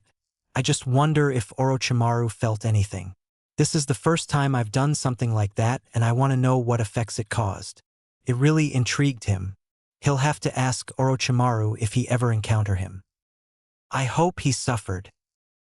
Me too. Now let's have a breakfast. We need to explore Yuzu. We may find something. The people here were seal masters and could have sealed something. Also, Mito said in the letter that she was going here. She may have left something. He wanted to look at his clan village. He didn't have time earlier. He also didn't want to use Kagebunshin for it. He need to see himself. Both Anko and Naruto were walking through the ruins of once great village. Now it's reduced to rubble. There were some buildings that still stood. Naruto looked around, imagining what it looked before. He couldn't help but think of what would have been if Uziyo hadn't fallen. He'll need to rebuild it, but he has one huge problem: he didn't know how to build. He may have Kagebunshin, and they could read about building, but he didn't have skills for it or experience. He'll have to find someone to build him a village. He could provide with materials and improve tools with seals, it would be faster. But he'll need money, and a lot of it. Maybe we should do some bounty hunting, look for some missing neens, or do some missions. That way we could gather some money. But first he needs to become stronger. If he wants a village, he needs to be strong enough to defend it. After some time it's bound that other nations would find about new village. Can't be too well hidden if even potential clients wouldn't know about it. His thoughts were interrupted by Anko. Hey Naruto-kun, look at that. He looked at Anko to see her pointing just a little to his left. He turned to see what it was. He saw that it was a building similar to Hokage Tower in Konoha, but this one was taller and bigger. It also had a big symbol for Uzumaki clan, but it's really damaged. He could only think that it's the tower for Uzukage, but it wasn't as damaged as he thought it would be. That should be the place their Kage was located, but I wonder why it wasn't destroyed. I thought it would be the first target. After the come to the tower, Naruto started looking why it wasn't destroyed. The only thing he could think of is some sort of seals. Looking around the walls, he found that there were seals engraved into walls. Some they're similar to ones he made to strengthen his statue of Kyubi, but they were slightly different. Some seals also acted as traps and defended the place. He looked at the door and bit his thumb. Placing it on the seal that was on the doors, he started channeling his chakra. Couple of seconds later it opened with a click. Did you see how many skeletons there are? I'm glad that you're here. Anko have spotted a lot of headbands from IWA, Kiri and Kumo. She even saw some from Konoha. Yeah, you should be.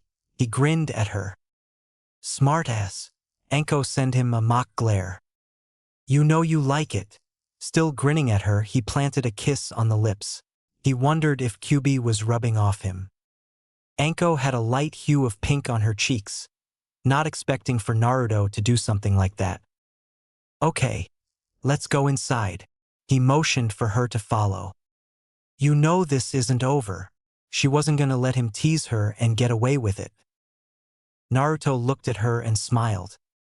And I wouldn't want it any other way. With that, he started heating inside. Anko followed him a second later. She have enough time to get back at him. Inside, it was very different from Hokage Tower.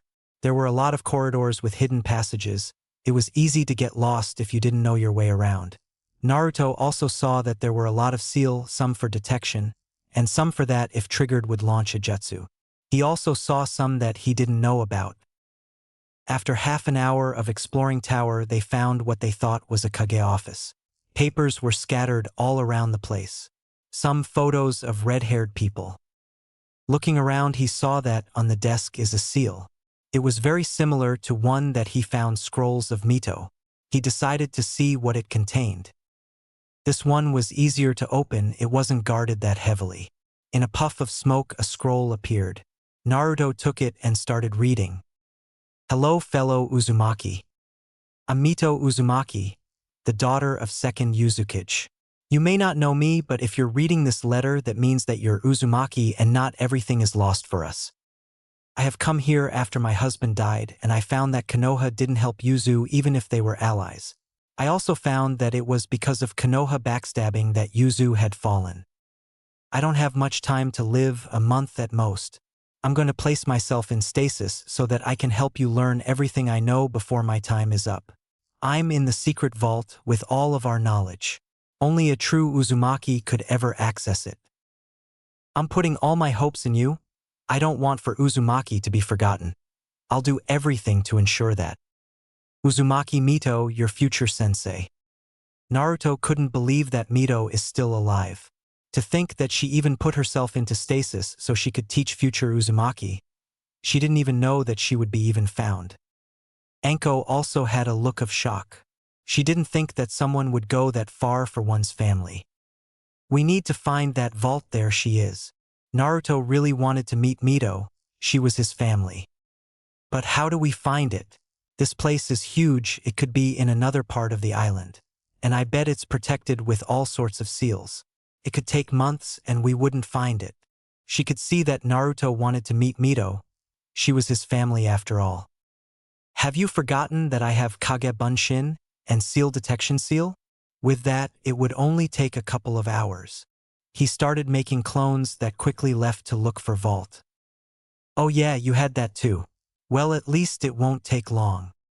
Took them half the day to find location of Vault. And now they are standing in front of it. It was located in the far end of the village, hidden inside a cave.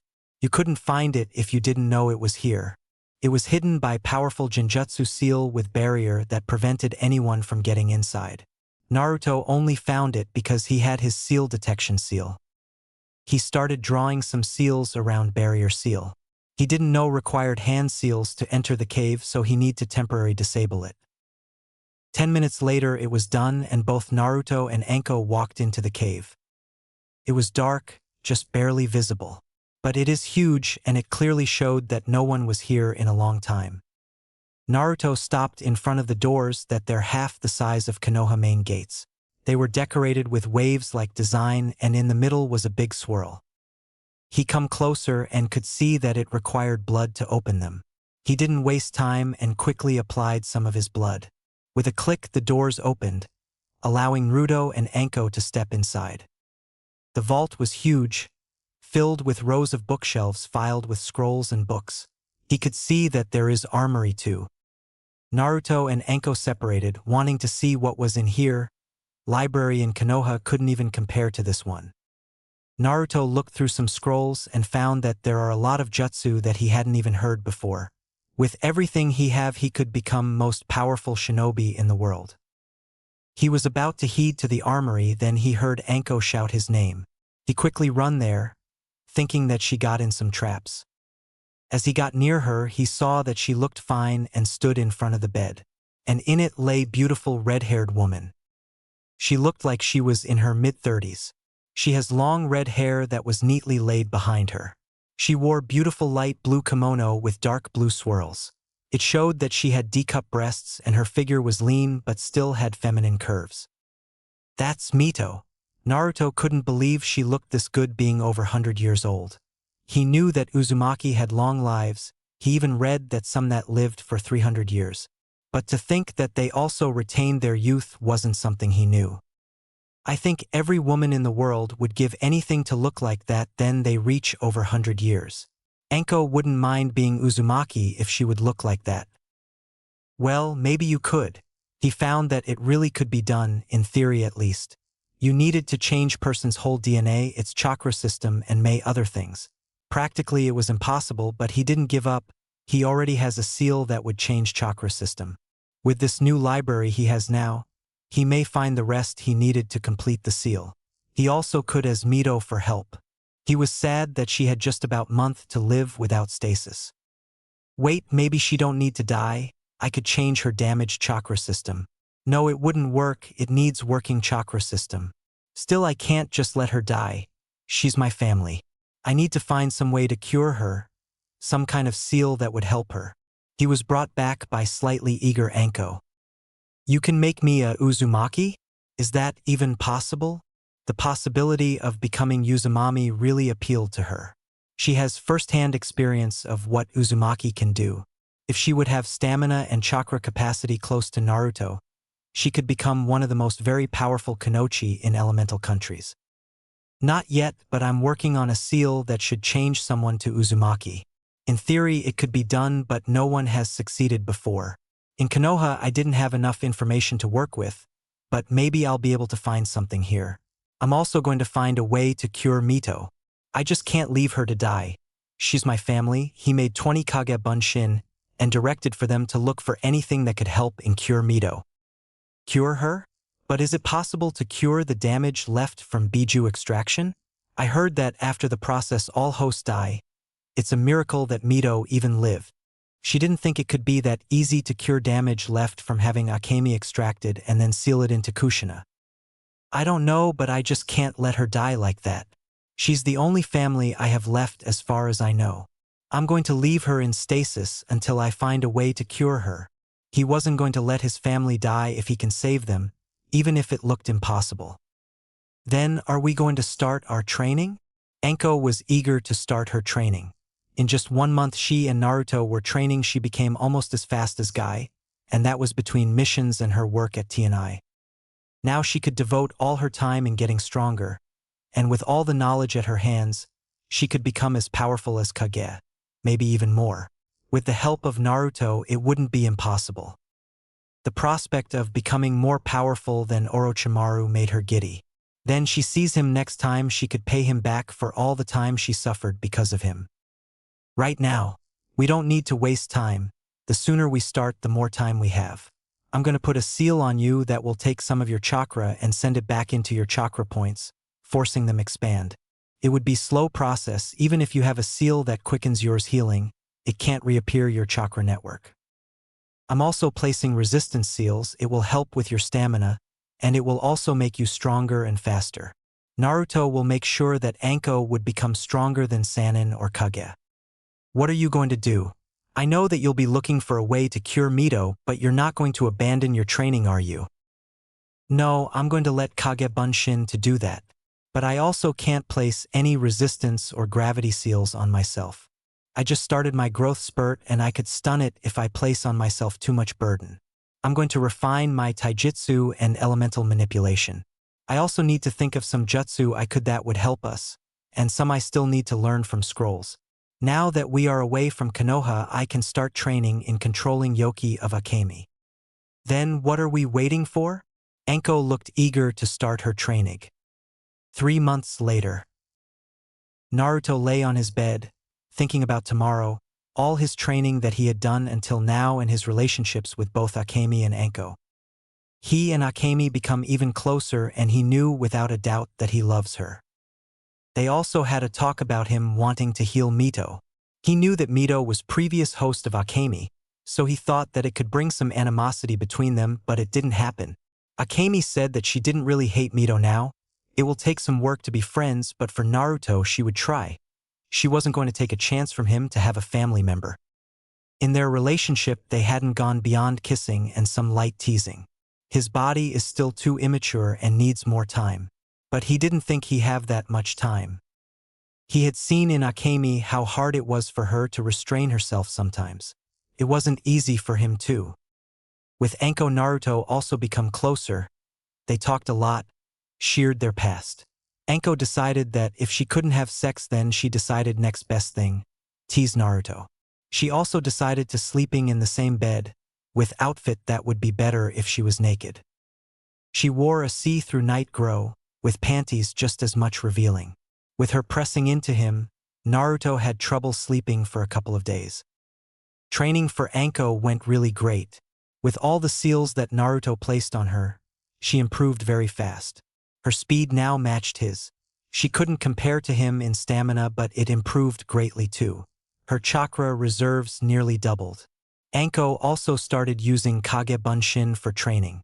She couldn't make as many as Naruto, but it still helped to train her chakra control and jutsu practice.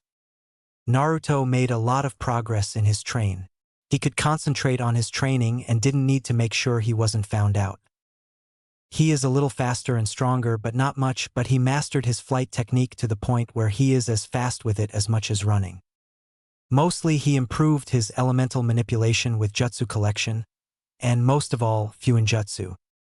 His wind manipulation improved very little. All control exercises he could think didn't help. If he wanted to improve any more, he need for someone to teach him. Or he could have improved as much as it's possible already, and it's impossible for him to improve anymore. His water manipulation improved quite a bit compared to his wind. Now he could use water from atmosphere just like Nidaime, but it still took quite a bit chakra from him. He just need a couple more months and he'll master his water manipulation. He couldn't help but be proud of his work in fuinjutsu. Naruto really hoped that his clan would be proud of his achievements in it. He read everything he could find about fuinjutsu in his clan library. He found seals that are just as complex, if not more, as his Shiki Fujin. There were barrier seals that he never thought of. Some he applied to the one he put around Yuzu Island. Now he didn't need to lower barrier to let someone in or out. He put a seal on both himself and Anko. With it they could go through his barrier. He also created a seal for Anko which contains quite a bit of Akemi Yoki. It would convert some of it to her chakra and send it to Anko with small dose of unconverted yoki. It was similar to his seal that imprisoned Akemi. With this seal, Anko now have reserves bigger than Kage, and it was a lot denser. The most work he put into was designing a seal that would heal Mito. It took a lot of work to come up with theory and design the seal for it, but he succeeded. He couldn't just send some of Akemi yoki into Mito. She may have had Akemi at one time, but now it would just harm her. Her chakra coils couldn't handle the strain placed from Akemi yoki. He couldn't place a seal similar to one he placed on Anko. It may not harm Mito, but the time needed for chakra coils to even start repairing would be too long, and Mito didn't have that much time. But he found a way. It took a lot of thinking, but he managed to come up with a way to heal Mito. He made a seal that would create a barrier around Mito, a different dimension, similar to a one that he placed around Yuzu. But the one around Mito would be different. In it, he could manipulate time. The hardest thing was how to make so that time would go back, and so would body of Mito, but not that far that she would turn to a baby. He could only make it because of access to Yuzu library. Without it, it would be impossible. He also modified Stasis seal so that it would only affect her mind. He didn't know if her mind would also revert back, but he didn't want to take chances. Tomorrow would be the day then he active the seal. He already prepared a room, and clones even now are checking seal to make sure everything is perfect. Took almost all day to draw the seal. It was even more complex than Shiki Fujin, but chakra required to power the seal was insane. He'll have to even use Akemi yoki too. Naruto stopped his thoughts as he felt Anko stir beside him. They both there in his bed. "You're okay, Naruto-kun? Why aren't you sleeping?" It's late, and she could see slight worry in his face. "I'm fine, just a little nervous. I have never attempted anything like I'll have to do tomorrow." He really hoped that everything would go smoothly. He knew theory, and the seal was ready, but he couldn't practice it on anyone. "Don't worry. I know that everything would be all right. It's your seal, and you wouldn't attempt to do it if you weren't sure that everything would be fine." She hugged Naruto and kissed him lightly. "Thanks." He kissed her back and hugged, relaxing himself. Anko too snuggled closer to him. The next day. This beautiful day in Yuzu, sun shining brightly and birds singing. But Naruto and Anko didn't notice it. Naruto again looked through the seal, checking that everything is as it should be. Anko stood near a wall, nervous and slightly angry at herself. Even if she became stronger, she still couldn't help Naruto. Her only job is to give Naruto a solder pill and look after Mito, then sealing is finished. Naruto stood at the edge of sealing array. It's around 7 feet in diameter, with Mito lying in the middle of it. "Okay, Anko, I'm starting." Anko nodded to him that she's ready too. Naruto flared his chakra and started doing hand signs. After almost 100 hand signs, he stopped on the last one and once again flared his chakra. He placed his hands on the seal and started channeling his chakra. Couple of seconds later, whole room light up as the seal started shining. Naruto couldn't see as he concentrated on channeling his chakra, but Anko saw that in the place where Mito lay started to appear a sphere that surrounded Mito. Around 5 minutes later, Naruto started to feel his chakra running low and started channeling Akemi yoki. He didn't know how long he would need to power up the seal, but he hoped it would finish soon. He designed the seal that it would revert body of Mito a selected amount of time. He calculated that after the sealing, Mito should be around 20. He just hoped that he didn't make a mistake and made her a baby, or worse, completely erased her. Almost 10 minutes later from sealing start, the seal started to dim, and couple of seconds later the sealing finished and Naruto passed out from chakra exhaustion. Anko quickly ran to Naruto and forced him a solder pill, hoping that he would wake up soon. Finished checking on Naruto, Anko made her way to Mito.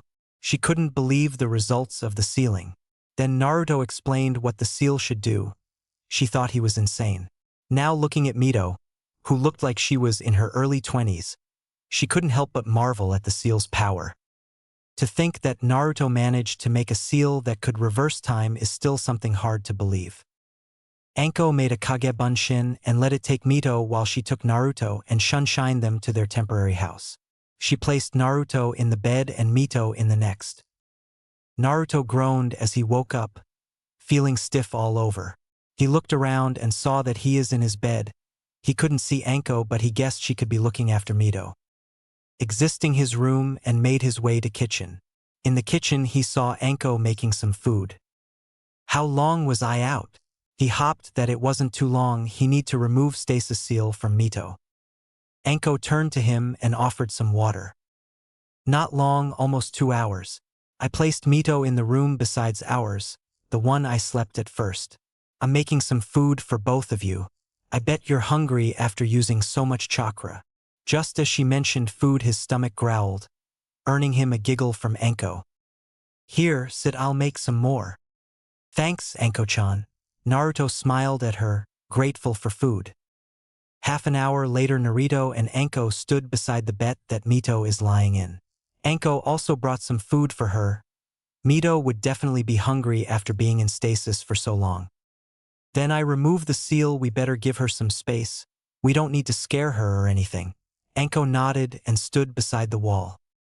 Naruto made a couple of hand signs and placed a finger on forehead of Mito, channeling some chakra until he saw a seal break and quickly made his way near Anko. First thing Mito felt is numbness. She couldn't even lift a finger. Felt like she was in different body. After couple of minutes later, numbness started to retreat and she begun to stir, but she still couldn't move her body like she wanted. Mito also heard someone whispering between themselves.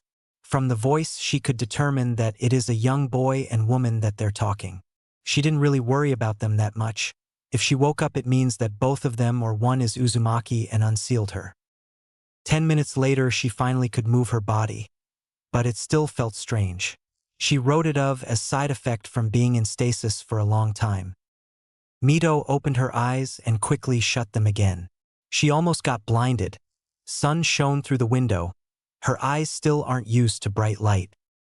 Couple more tries and her eyes finally adjusted to the light. First thing she saw were ceiling that looked like it needed some serious work to make it look like it used to be.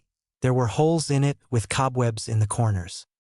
Then she looked in the direction of her two companions. She certainly didn't expect to find a boy around 10 years old and a woman around 20 years old.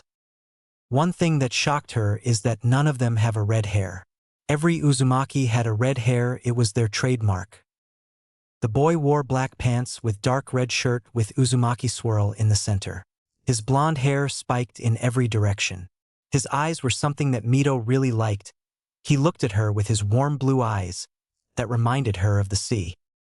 One thing that intrigued her is his whiskers like marks on his cheeks. She hadn't seen anything like that before. She wondered how would it feel to touch it. Blonde-haired boy come forward, smiling at her. Hello Mito. I'm really happy to finally meet you. I'm Naruto Uzumaki, son of Kushina Uzumaki and third Jinchuriki of Kyubi no Yoko. Introduced Naruto himself to Mito. Mito started at the boy now named Naruto. She couldn't believe that he is the son of little Kushina, but most shocking is that he is the host of Kyubi. But it also meant that Kushina died. She really didn't expect to be released from the seal by the blonde Uzumaki and certainly not the Jinchuriki of Kyubi. What more is she going to find out? The story. You're host of Kyubi and Uzumaki, but you have blonde hair, and every Uzumaki have red hair. Did Kushina died? Mito almost didn't recognize her own voice. It sounded a little strange, younger, but that can't be, it must be her imagination. I can't believe that Kushina have died. But if he has Kyubi sealed inside himself, then Kushina really have died. Even with our vitality, surviving extraction of Biju is really slim, thought Mito with sadness. Well, I really am Uzumaki. My father is Minato Namikaze. I got his hair and eyes. Both my father and mother are dead. They died the day I was born, sealing Kyubi into me. And it's not your fault, Akemi. Don't you dare blame yourself over it. Naruto calmly said to Mito. Last part he directed to his goddess. She still blamed herself about it and he didn't like it. He really enjoyed the look of shock that graced beautiful face of Mito. Before the sealing she looked really beautiful, now she looked just stunning. Soft pink lips on her heart-shaped face, with dark pupilless eyes. Her red hair shining in the sun made them look like fire. It still hurt to know that Kushina have died. She thought of her like a daughter. How long was I in stasis? You look around 10. I don't think I have enough time to teach you a lot. I only have around a month to live. Mito really wanted to know more about Naruto. He could be her only remaining family. Looking at him closely, she could see that he really did have some Kushina in him. He has similar shape of face as Kushina, but not so much baby fat as his mother at that age. Naruto shifted where he stood.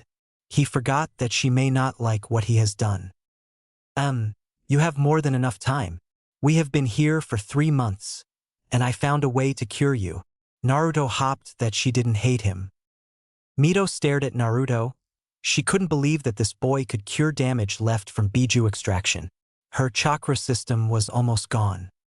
She tried molding her chakra, and to her shock she could. She didn't feel any pain or other effects that should be there after Kyuubi extraction. It felt just like before she sealed Kyuubi into herself. But how? It should be impossible to heal such damage to chakra system. It was almost destroyed. She couldn't believe that something like this is possible. Her chakra coils were almost completely destroyed, and now it's like new. Well, you see, it took me 3 months to come up with a seal that could cure you. If you didn't notice, you look like in your early 20s. I made a seal that literally reversed your body like it was at that time. Naruto didn't know how she felt about it. On her face, the only emotion that is that of shock. Mito thought that he was joking, but with his serious face it didn't look like it. She looked at her hands only to see smooth young skin. Mito looked around the room and spotted a mirror. She quickly made her way to it. Looking at herself, she couldn't help but look at herself in shock and amazement. She didn't think that she would ever see herself like this again. There stood beautiful woman. She looked around 5.7 with long red hair that reached past her shoulders. Her body athletic, and you could clearly see that she is strong, but she still remained her feminine figure, with D-cup breasts, slim waist and round, but she looked really beautiful. I'm young again. I can't believe that he was able to design a seal like that. I'm seal master and helped design a Shiki Fujin, and it's one of the most complex seal Uzumaki had created.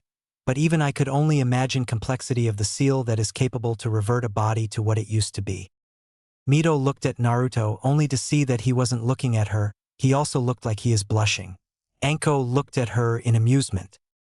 At first Mito didn't understand what's going on, but one more glacé to mirror made it all clear. She stood only in her underwear. She had a white lace bra with matching panties.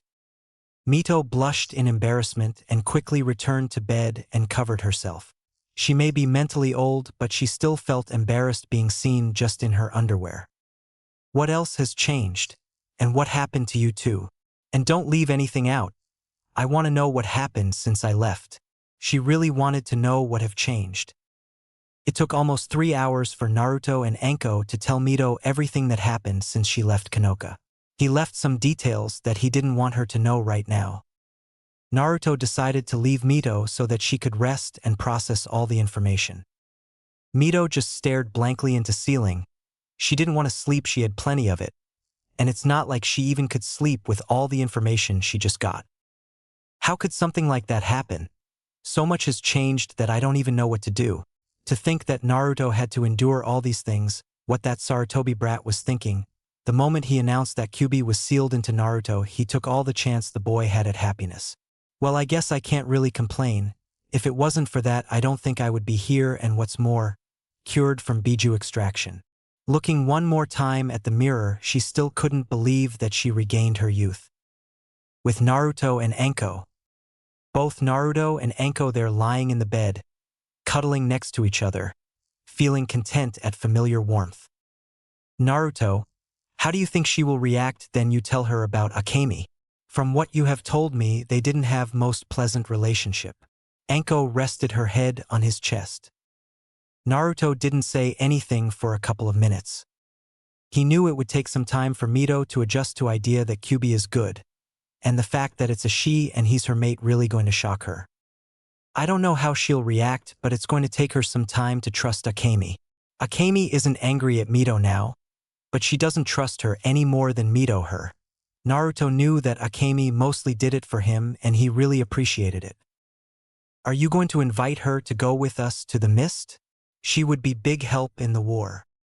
Don't know. First I'll ask her if she accepts Akemi. I don't want any animosity between us. Naruto really hoped that Mito would forget any hate she have for Akemi. With her help he could free Akemi from the seal that much faster. I don't think she will hate you or Akemi.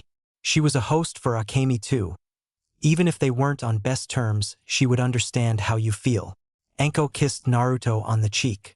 She knew that he really want for Mito to accept Akemi and be friends. She is his only remaining family and he don't want to lose it because of some grudge. Naruto looked at Anko and smiled, really glad for having her by his side. Thanks, Anko-chan. Kissing her on the lips, he hugged her tighter. Anko blushed a little. She wouldn't tell anyone, but hearing the way Naruto said her name made her really happy. Over 3 months that they're together, they become even closer. She knew that he's in love with Akemi, but being with him made her feel really special. She also knew that she loved him. He may not feel the same love for her as for Akemi, but she's determined to change that. Anko drifted to sleep with warm smile on her face. Next day, Mito opened her blurry eyes, still disoriented from her night's sleep. Looking around at unfamiliar place, she tried to remember there she is. Couple seconds later, the events of last night come back to her. She still had a hard time believing some of them. Looking at her hands, she smiled slightly. She may be a ninja and an old one, but she's a woman and being young again wasn't unwelcome. Hearing someone open the door, she looked to see that it's purple-haired woman. If she remembered correctly, her name is Anko. Good morning, Mito. I hope you had a good night's rest. Breakfast is ready. Come down then you're ready. In the closet are some clothes that should fit you. Smiling, Anko left Mito to change. 10 minutes later, Mito walked into kitchen to see Naruto and Anko having breakfast and chatting happily. Both of them turned to her, then they sensed her, and Naruto smiled brightly. Mito, I hope you had a good night's rest. Come sit, we have some more to discuss after breakfast. Taking her seat next to Naruto, she began eating. Thanks, I really did have plenty of rest. So what are we going to discuss? That's good. First let's have breakfast. Then we're finished we will discuss some important things. But not now. After breakfast everyone went to where Mito first woke up. Sitting on the bed, Mito could see that Naruto looked slightly nervous. Both Anko and Naruto were sitting opposite of her, next to each other. Anko also had his hand in hers. Naruto first started talking. Not everything I said to you yesterday. I told you that I have Kyubi sealed inside me. What you don't know is that Kyubi has a name and it's Akemi, and I plan on releasing her. Mito looked shocked. She didn't think that Kyubi has a gender and it's female and would even have a name. She always thought it was just a mass of chakra with thoughts. Hearing that he wanted to release her, she was about to protest, but Naruto interrupted her. Don't you dare say that Akemi is evil and shouldn't be released. You may think that, but it's not true. How would you feel being controlled and then sealed? Why there were no records of Kyubi attacking any village until Madara used her in the battle with Shodai. It's not her fault. Anyone would be angry after being sealed. You also didn't give her a chance.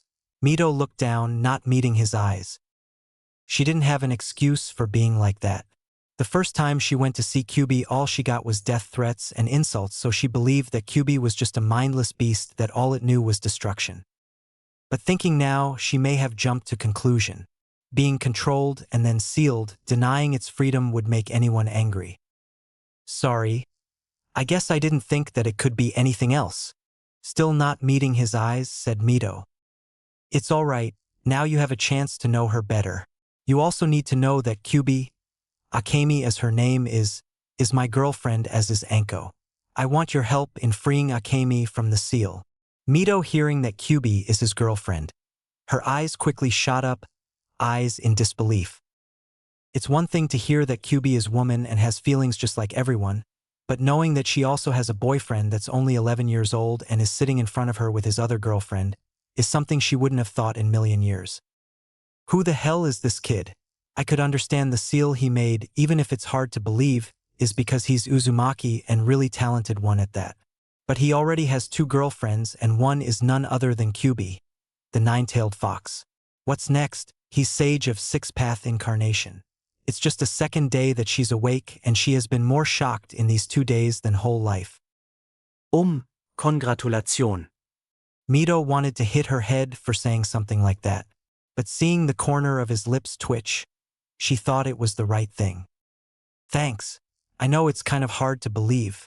Akemi doesn't hate you and agreed to try and become friends. I just need your help in freeing her. You they're one that helped to design the Shikifujin. With your help it would be much safer to free Akemi. Even if Naruto already have a plan how to free Akemi, he didn't want to risk. He may know how to remove and free Akemi, but the seal is powered by Death God itself. Naruto didn't know what consequences would be if he did something to the seal that it wasn't meant to. He needed someone who helped design the seal to help him. Mito knew he wasn't laying her about anything and she could see how much he wanted to free Kyubi. Akemi. She may not be friends with Akemi, but they could become, even if how unlikely that sounded. But Naruto is her only remaining family that she knew of, and she didn't want to lose him just because she couldn't let go of her prejudice. Okay, I'll help you. We weren't on good terms, but I hope you're right and Akemi and I can become good friends. The smile she got from Naruto was really worth it. It was the brightest and warmest smile she had ever seen someone make. She couldn't help but respond one of her own. Naruto stood up and quickly made his way to where Mito sat and hugged her. Thank you. You don't know how happy I'm that you agreed to help me. Mito awkwardly returned his hug. Who can blame her? The last time she was hugged was by her late husband before that whole Madara incident. Being hugged again, she really didn't complain. Feeling content, she rested her head against his shoulder and closed her eyes, enjoying his warmth and the feeling of having someone there for her. You can let go now. Mito's eyes snapped open hearing Naruto say that. She quickly let go of him. Sorry. She looked away, embarrassed and blushing a little. It's okay. I kind of liked so it's okay. Naruto smiled at her. He thought she looked cute while blushing. Okay, you 2 lovebirds, we still have more to discuss. You can flirt later. But you can't sleep with him, that place is already mine. The bed is too small for all of us. You'll have to wait for your turn. Anko couldn't help but laugh at them.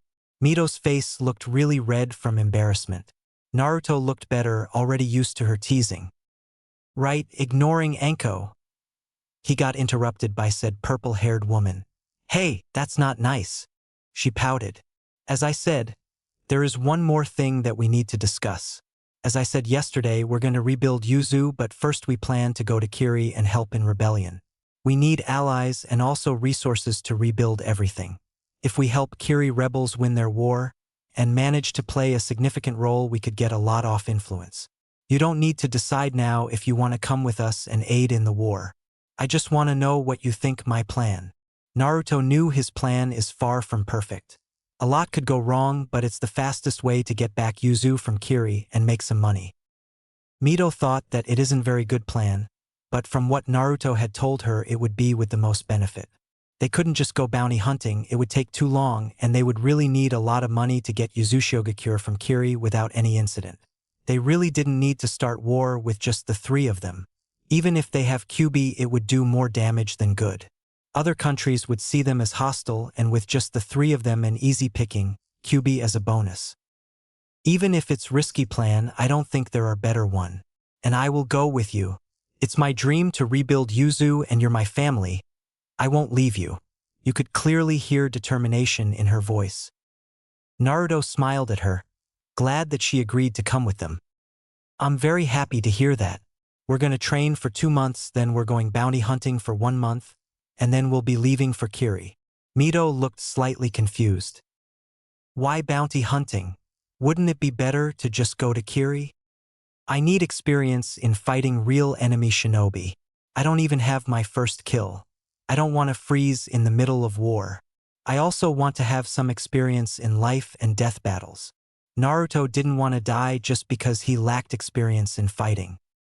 Oh, when I'm going to teach everything I know and I'll make sure you won't die. Naruto shuddered. Then he saw the gleam in her eyes. Anko looked between Naruto and Mito. She saw how Naruto shuddered at the look in Mito's eyes and couldn't help getting excited. Oh, this is going to be so fun. She couldn't contain herself. Naruto looked from Mito to Anko and back. There the hell did I get myself into? Naruto thought, and he could hear Akemi laughing in the back of his mind. 2 months later. 4 figures were standing on the water near the shore of Uzushiogakure. From the fact that they were standing on the water, they could only be shinobi. Some could mistake them for being just like other shinobi, but they couldn't be further from the truth. From first glance you could see that something is strange about them. 3 of the figures have red hair and 1 has a purple hair. Of the 3 figures, only 1 is male, and women besides him, one's of the most beautiful in the whole elemental nations. The purple-haired women stood at the height of 5'6" with spiky hair tied up. She wore dark blue coat with hood and a swirl on the back, black skin-tight shorts with dark orange skirt, and dark red tank top with fishnet undershirt. She's none other than Anko Mitarashi, ex-Konoha Kunoichi. Her headband placed around waist as a belt, but instead of leaf symbol on it, now it replaced Uzumaki swirl. Second women stood at around 5.7 with long red hair that reached past waist. She wore black pants that reached past her knees and they're wrapped with red bandages. She also wore tight red shirt, and just like Anko she wore coat, but hers is dark red, almost black, with hood that didn't do a good job in concealing her impressive D-cup breasts. This beautiful woman is none other than Mito Uzumaki, ex-wife of Shodai Hokage. Her headband proudly displayed on her forehead. The last woman didn't look any less impressive than the first 2. She wore red sleeveless battle dress that emphasized her figure. Just like her 2 companions, she wore a coat with hood, but hers is scarlet red in color. Her red hair tied in ponytail. Her eyes as red as her hair looked exotic with her slitted pupil. This woman's name is Akemi or Kyubi no Kitsune, the strongest of Biju. She is also holding the hand of the last member of their party. Holding the hand of Akemi is none other than Naruto Uzumaki, ex-Jinchuriki of Kyubi. His appearance changed much over the last 2 months. His hair a little longer but still spiky as ever, but now it's red in color. His once deep blue eyes now are far darker, but they didn't lose their shine, as you could clearly see determination in them. His whisker marks on his cheeks looked more pronounced, giving him exotic look. He is also really tall for his age, about 5.5. Dressed in dark blue pants, with pouches on either his legs the same color as his pants. Around his belt there's several scrolls. Naruto also wore dark red sleeveless shirt with mesh undershirt. On his shirt is big Uzumaki swirl. His coat is the same as the one that Mito has. And on his forehead is proudly displayed a headband with Uzumaki symbol. I'm going to miss being here. These past months made this place new home, said Anko as she gazed at Yuzu. Yeah, I know how you feel, but it's only temporary. Then we rebuild Yuzu completely, we won't need to leave our home for a long time and have a family. Mito agreeing with Anko. Narukuin, are you sure it's alright to start collecting bounties? You still haven't recovered your chakra control as it was before. You'll really need it in Kiri, Akemi said, looking concerned at Naruto. Hey, don't look like that. You know it's not your fault. And you know that I won't have my control back for a year at least. With how much chakra is left in the seal, it'll take minimum a year for it to be absorbed into me, reassured Naruto, giving her a bright smile. With how unsealing went, Naruto was more concerned for Akemi than himself. To unseal her from Naruto, they had to leave half of her chakra in the seal and also give her 1/2 of Naruto's chakra. The sealing would be far simpler, but Akemi wanted to have a real body. The one that she had was still made from chakra and she just couldn't have children. And because of it was far more difficult to design a seal that could that. Both Naruto and Mito managed to design a seal that would free Akemi from Naruto and wouldn't have any damage to Host or Biju. Naruto was really grateful for Mito's help, as she was one of the seal masters who designed Shiki-Fujin, so she knew how it worked and made a key to unlock it. But that still didn't make the unsealing any easier, because Minato being so smart as to seal only young half Akemi's chakra only made unsealing more difficult. Without In chakra, Akemi couldn't live outside the seal without going insane. Every living being is made out of In and Yang chakra, and no one can live with only one half. In order for Akemi to live outside the seal, they had to split and give Akemi 3/4 of Naruto's In chakra to compensate for the missing part. Akemi also had to leave more than half of her chakra so that it wouldn't overwhelm Naruto's. Even if she lost half of her chakra, it wouldn't take long for her to recover all her reserves now that she has In half of chakra. But because of Naruto's In chakra, it lessened her dense chakra and malicious feeling. The hardest part was making Akemi her own body. Both Mito and Anko had to donate a couple of pins of blood. One thing that we're glad was about the progress that Naruto made in attempt to give Anko the bloodline of Uzumaki. It wasn't success, it just was insanely difficult. Naruto found that for it to be successful, he needed to alter every single cell and reconstruct DNA. Something like that was out of reach for Naruto. But the research helped immensely in designing the seal that helped make body for Akemi. With the help of Mito, he also managed to make a seal that strengthened his Uzumaki blood. Mito also had to alter Naruto's seal, so that the chakra left after Akemi wouldn't harm him, but it would be converted to his own. The process was also speed up, and because of it Naruto has more Yang chakra than In, which messes his chakra control. With control problem, he lost some of his most powerful and control-demanding jutsu, but he still has more than enough. One thing Naruto wanted to cry about is that couldn't use his wind affinity to fly. Because now the seal sends constant pulses of chakra into his system and making them disproportional, his control got shot to help until the seal finishes its job. Well, at least he still can use his taijutsu. But Naruto didn't think it's a big price to pay for having Akemi with him. In his opinion, it's really small price because in every book he had read it said that every Biju extraction ended in host's death. Having Mito helping him really made things easier, especially then she knew the key required to open the seal. Another thing that Naruto was happy about is that he finally got a chance to meet his parents. Well, his mother at least. As for father, Naruto didn't like him that much, and after the meeting he wasn't very fond of being related to him. Shame he only got to kick his ass once. He was also a bit disappointed. Naruto knew that his father was powerful with his Hiraishin, but he expected something more. Naruto smiled at the memory of his father after he saw Akemi. Or the look on his face. Then both Akemi and Naruto pranked Minato a little, who said that revenge didn't broth satisfaction, clearly didn't know what he was talking about. Well, until his father ruined everything. Big flashback. Naruto stood before the original gates that imprisoned Akemi, having restored the seal's original look. Akemi smiled at him as she sat on the grass waiting for Naruto to remove the seal. Naruto needed first to remove the seal that Yondaime placed so that he could use the key to open Shiki-Fujin to release Akemi. Finally, we will be able to be together for real, Akemi. To finally hold you, kiss you, to have you with me in the real world. You could clearly see in his eyes the love that he was feeling, the burning in his eyes that his red-haired beauty matched. I love you, Naruto-kun, said Akemi with just as much feelings as him. Naruto grasped the seal and started to rear it. Just as almost all of the seal was off, a hand grasped his and quickly threw him back. What? Naruto looked startled. Before he could do anything, he found himself in a different place. Everything was white with nothing but him and... Naruto, said his father. Naruto looked at his father with mixture of emotions.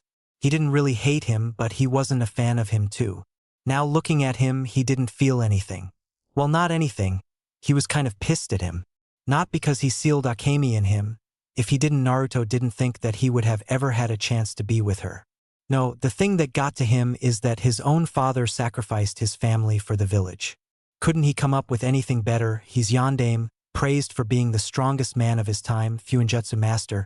But no, he had to sacrifice his whole family. That just didn't sit well with Naruto. Well, this is a surprise. Didn't think I would ever see you. especially here of all places. "What are you doing here, father?" asked Naruto with a small smirk. Even if his father is unwelcome guest, Naruto could have some fun. "Naruto, why did you try to remove the seal? Don't you know the consequences of doing such a thing?" asked Nato with stern voice. "Oh, I know fully what it would do. It's you that doesn't know. But tell me how you are here." Naruto had found on his seal that it has a couple modified storage seals, but he couldn't come with anything that they could be used, but now he have pretty good idea for what they are. "You can't just free Kyuubi, you're not ready to control its power yet." "How old are you?" 10 years old. Minato couldn't think of a reason that his son would be trying to free the Kyuubi. He didn't look like he was being controlled or anything. Control its power? Oh, so he thought that I someday would be able to control the power that Akemi have. So he must have stored his chakra as safety measure. If the seal got damaged or almost removed, he could repair it. That's the only reason I could think of. If that's true, then when I'll try to gain the power of Akemi, it should trigger the second seal and release my mother to help me. I hope it's true. I really want to meet my mom. The silence that stretched as Naruto was thinking unnerved Minato greatly. He didn't have that much time, and he needed most of his chakra to restore the seal. "Naruto, why did you try to release Kyuubi?" He needed to know that. Naruto looked at his father and could see the anxiety on his face. "Heh, I can have some fun with him. I always wanted to see how strong my so-called father was." Naruto entered his taijutsu stance and started laughing like a madman. "Ha ha ha ha ha. I'm going to release Kyuubi so that it could destroy the world and you can't do anything. Everything will be destroyed, especially Konoha." Naruto charged his stunned father that clearly didn't expect his son to declare such intentions. And the speed at which Naruto run clearly left most of the jonins in Konoha that Minato remembered, in shame. Minato, not expecting this from his son, got punched in the stomach and launched a good 10 feet from Naruto. "Why are you just standing there like that? Aren't you going to even try to stop me? Aren't you the Yondaime Hokage, the hero of the Leaf Village?" Naruto taunted his father, wanting to know what he would do. Minato looked lost, not knowing what to do. He clearly didn't expect for Naruto to turn out like this. "Naruto, don't do this. Konoha is our home. Think how many lives will be lost. How can you do such a thing?" demanded Minato his son. "All you need to know is that they deserve it, and I'm not stopping until everything is destroyed. You can't stop me. No one can." Mwah. Naruto again run at his father, but this time slower, trying to get a response from him. Minato, seeing advancing Naruto, made his decision. "I'm sorry, Kushina, but I can't let our son destroy Konoha. As much as I love him, I have to stop him." Quickly evading his son's punch, he grabbed extended hand with his right and tugged on it to make Naruto lose his balance. He succeeded and tried to deliver elbow strike to the face of his opponent, but all he hit was air. He didn't have much time to think about what happened as he was propelled by a kick in the back. Quickly recovering, he avoided the punch that was heating to his face. Using his mastery over Shunshin, he appeared above Naruto trying to deliver a kick, but again hit the air. Not wanting to repeat the same mistake, he used Shunshin to get some distance and saw that Naruto almost got him with Rasengan. Seeing opportunity, Minato used Shunshin to deliver a kick to his son's ribs. Not wanting to give his son a moment to right himself, he preset on. Appearing before Naruto again, he delivered a kick again, sending him in the opposite direction. He tried to deliver another and send him in the air, but all he hit was air again.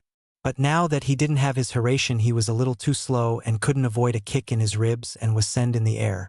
Seeing Naruto waiting for him, Minato used a quick wind jutsu and sent it to Naruto at the same moment, propelling himself back to the ground. He looked at his son as landed opposite of him. Who the heck trained him? He's keeping up with me and he's only 10. This doesn't make sense. If only I could use Hiraishin, it would be much easier. Preparing himself to take this more seriously, he readied himself. Man, he's tough. No wonder he's Hokage. Time to go all out. Naruto readied himself.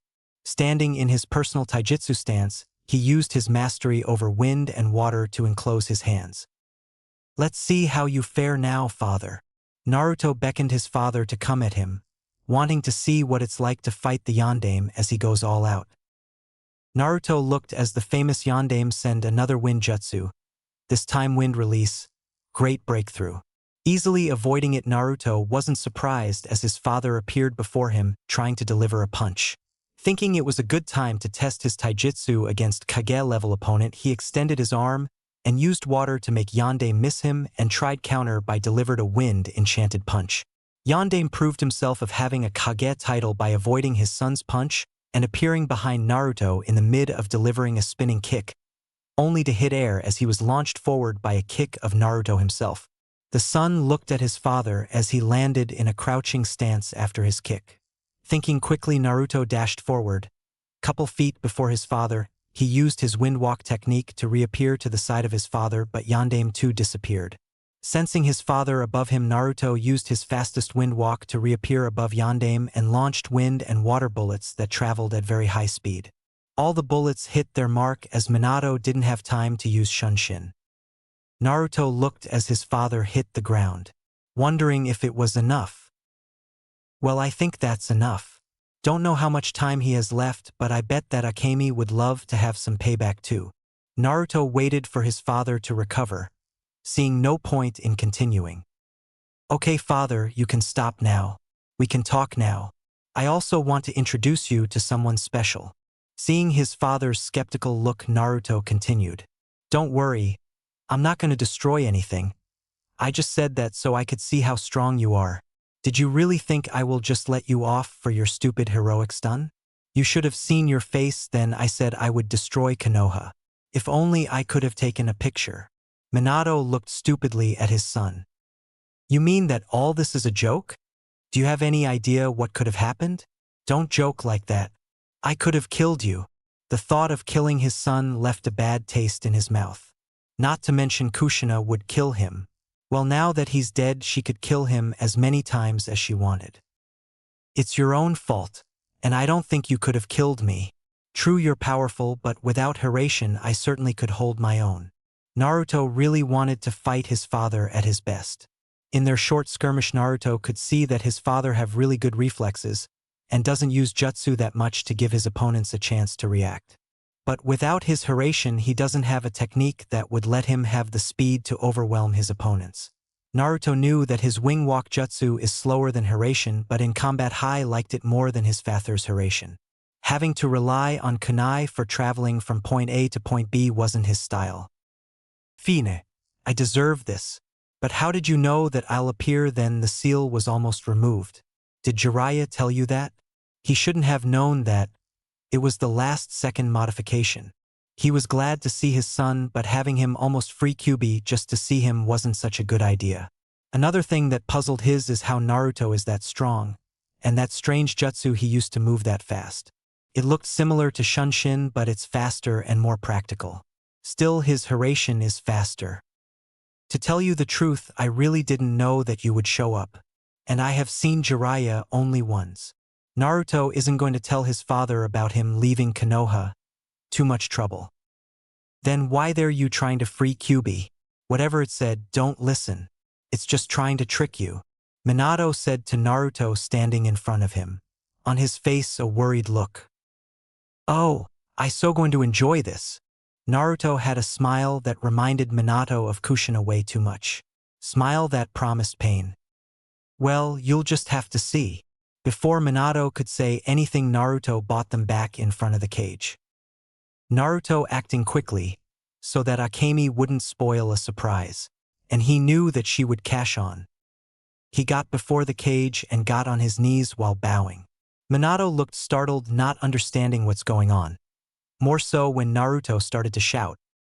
Oh, the almighty Kyuubi, forgive us the lowly humans for asking you, but could you grace us with your divine presence? Let us bask in your glory, shouted Naruto with utmost adoration. He tried his best not to burst out laughing. Akemi from the back of the cage thought that he had lost his mind. Then Yondaime appeared. She didn't know what to do. At one hand she hates him for sealing her, but that led to her being with Naruto. It was with mixture of feelings she watched as Minato took Naruto in separate part of his mind. She also was worried about Naruto as she knew that he has similar feelings about his father as her.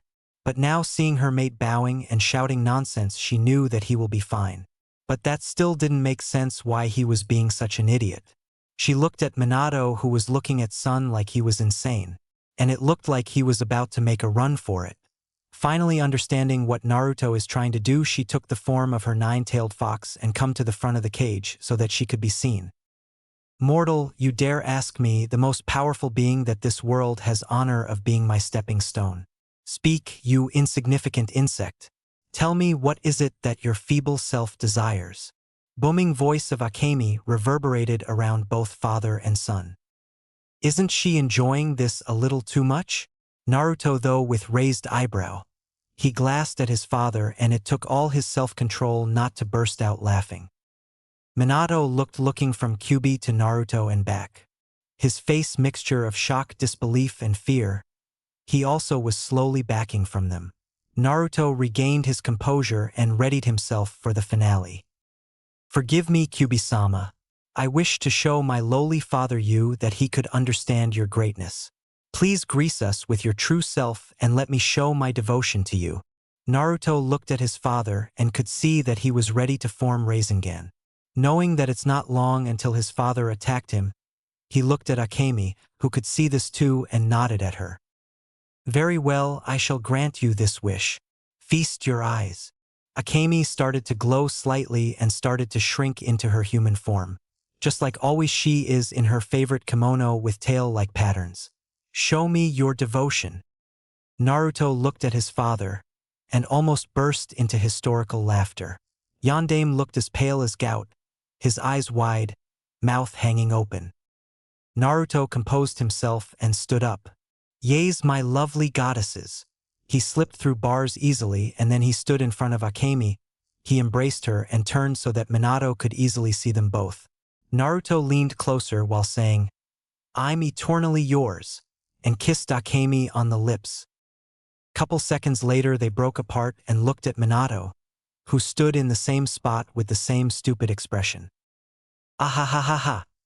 He looks like he just saw Orochimaru in pink frilly dress dancing into the sunset." Akemi started laughing too. Seeing the one that imprisoned her gaping like a fish really made her day. "If only you could see your face." "Ha-ha-ha-ha." Still laughing, Naruto said, "Hey, say something," asked Naruto his father as he saw that Minato still didn't make any sound. "Fox got your tongue?" "Eh." Naruto got in front of Yondaime and waved his hat to get his attention. "Hey, are you there?" Not getting response, Naruto bumped with his hand in his father's shoulder, only for Minato to drop on his back. Silence, not one sound. First to recover is Akemi. "I think we broke him." That one sentence made Naruto drop to the ground with his arms around his stomach, laughing uncontrollably. Akemi too started laughing. Seeing the feared Yondaime Hokage faint just made her day. "Ha ha ha. Oh Kami. Ha ha. We broke. Ha ha ha. Yondaime. Ha ha ha. Okami, I can't take it. Ha ha ha," wheezed Naruto between his laughter. Several minutes later, then Naruto managed to regain his breath from laughing. He stood up and got beside still lying Minato. "Need to wake up him. I don't think he has much time left." Kneeling beside Minato, he looked at his pale-faced father and started snaking him on the head. Yondaime jumped on his feet after the second hit, nursing his head. "Damn it, Kushina. I'm up. I'm up," Minato muttered. "Sorry to disappoint you, but I'm not Mom," smirked Naruto at his father and the thought of him getting smacked by Mom. Minato shot his head in the direction that he heard the voice, and paled. Then he saw that it wasn't just a dream and Kyuubi really did turn into a girl. Now he knew why Naruto tried to undo the seal. He is being manipulated by the Kyuubi. It changed its appearance and seduced his son so that it could escape. Kushina had told him how Kyuubi would threaten her whenever she was inside her seal. He shouldn't be surprised that that thing would do something like this. The problem is Naruto. Even if he restores the seal, his son would just remove it again. He need to make the boy see that Kyuubi is evil and is manipulating him.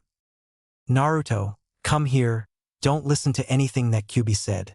It's manipulating you so that it could escape, said the famous Yondaime Hokage, his voice smooth and gentle.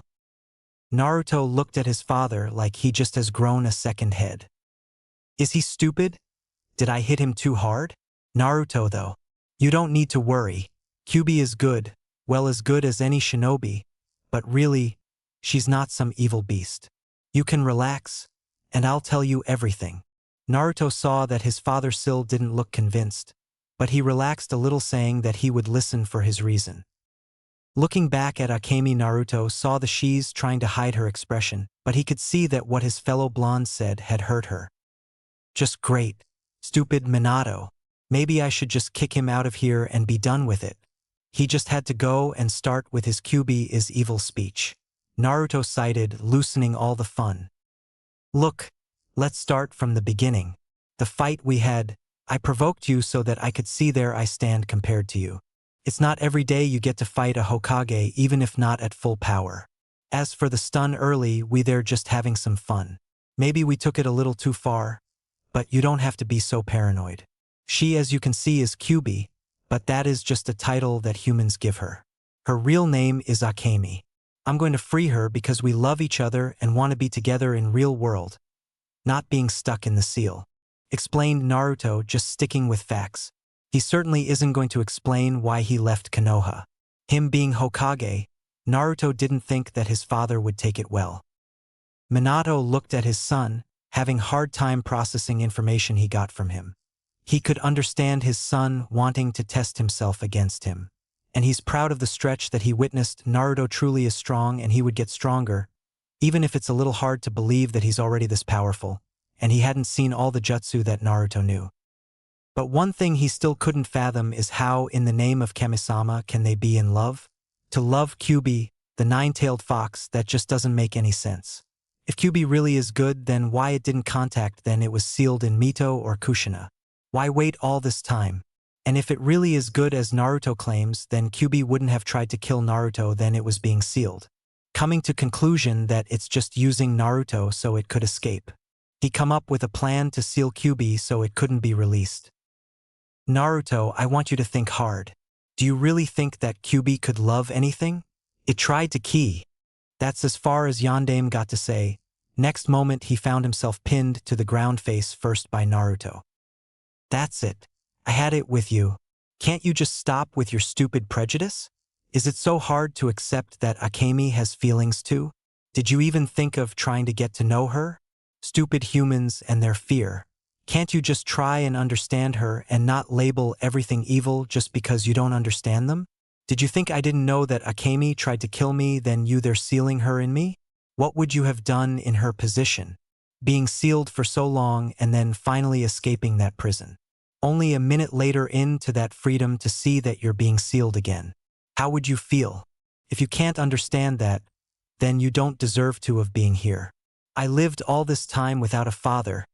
I certainly don't need you now. Angered Naruto didn't even give Minato a chance to redeem himself. He forced all his chakra and dispersed all the chakra that Yondaime had left. The famous yellow flash didn't have time to even make a sound as he disappeared, leaving angry Naruto and teary-eyed Akemi. Looking at his love, Naruto couldn't help but wish that he could kick his father's ass so much that his battle with Akemi would look like child's play. Standing up and making his way to where Akemi is, embracing her, he whispered comforting words to make her feel better. After a couple of minutes, then Akemi was feeling better. Naruto kissed her on the lips, bringing her attention to him. Don't be sad, you don't have any reason to be. Just forget what that moron said. He can think whatever he wants. You don't need to concern about him. If he can't give you a chance, why give him one? Said Naruto with even voice, filed with all his love. Thanks, I know you don't blame B. It just kind of gets to me sometimes, especially then it was your father that said it. Her small smile was all Naruto needed to know that she's feeling better. Well, we still got to free you from this seal, and I think that we will be meeting my mom too. I just hope she's more open-minded than Minato. Placing one more kiss, Naruto got back before almost torn seal and tore it off, not waiting anything. Next, Naruto did couple of hand signs, As his fingers started to shine, he lifted his shirt, exposing the seal, and placing his hand on it, he twisted his hand, opening the final lock that imprisoned Akemi. Just as the gates opened, the blonde shinobi got tackled by exited Akemi, giving him her most passionate kiss. Naruto, not expecting it, got a little startled but soon responded in full. Embracing his lover, Naruto deepened the kiss, enjoying every moment. Every moment they lay there lost in their moment of passion, the harder it got for Akemi to control herself. Separating just a little to regain their breath, she looked into blonde love's blue eyes. "Naruto-kun, I love you," whispered Akemi in hushed voice. "I love you too, ache." Cough. Both lovebirds froze at the sound. Looking in direction from there, the voice come from, they saw a beautiful red-haired woman. A really embarrassed woman, with huge blush on her face. She stood around 5'5" with beautiful red hair that framed her face with 2 bangs. She wore a high-collared, sleeveless blouse under a long, loose-fitting green dress. She also tried not to look in their direction, but her eyes would shift in their direction every few seconds. "Can someone tell me what's going on?" "Tebane," said the new red-haired woman.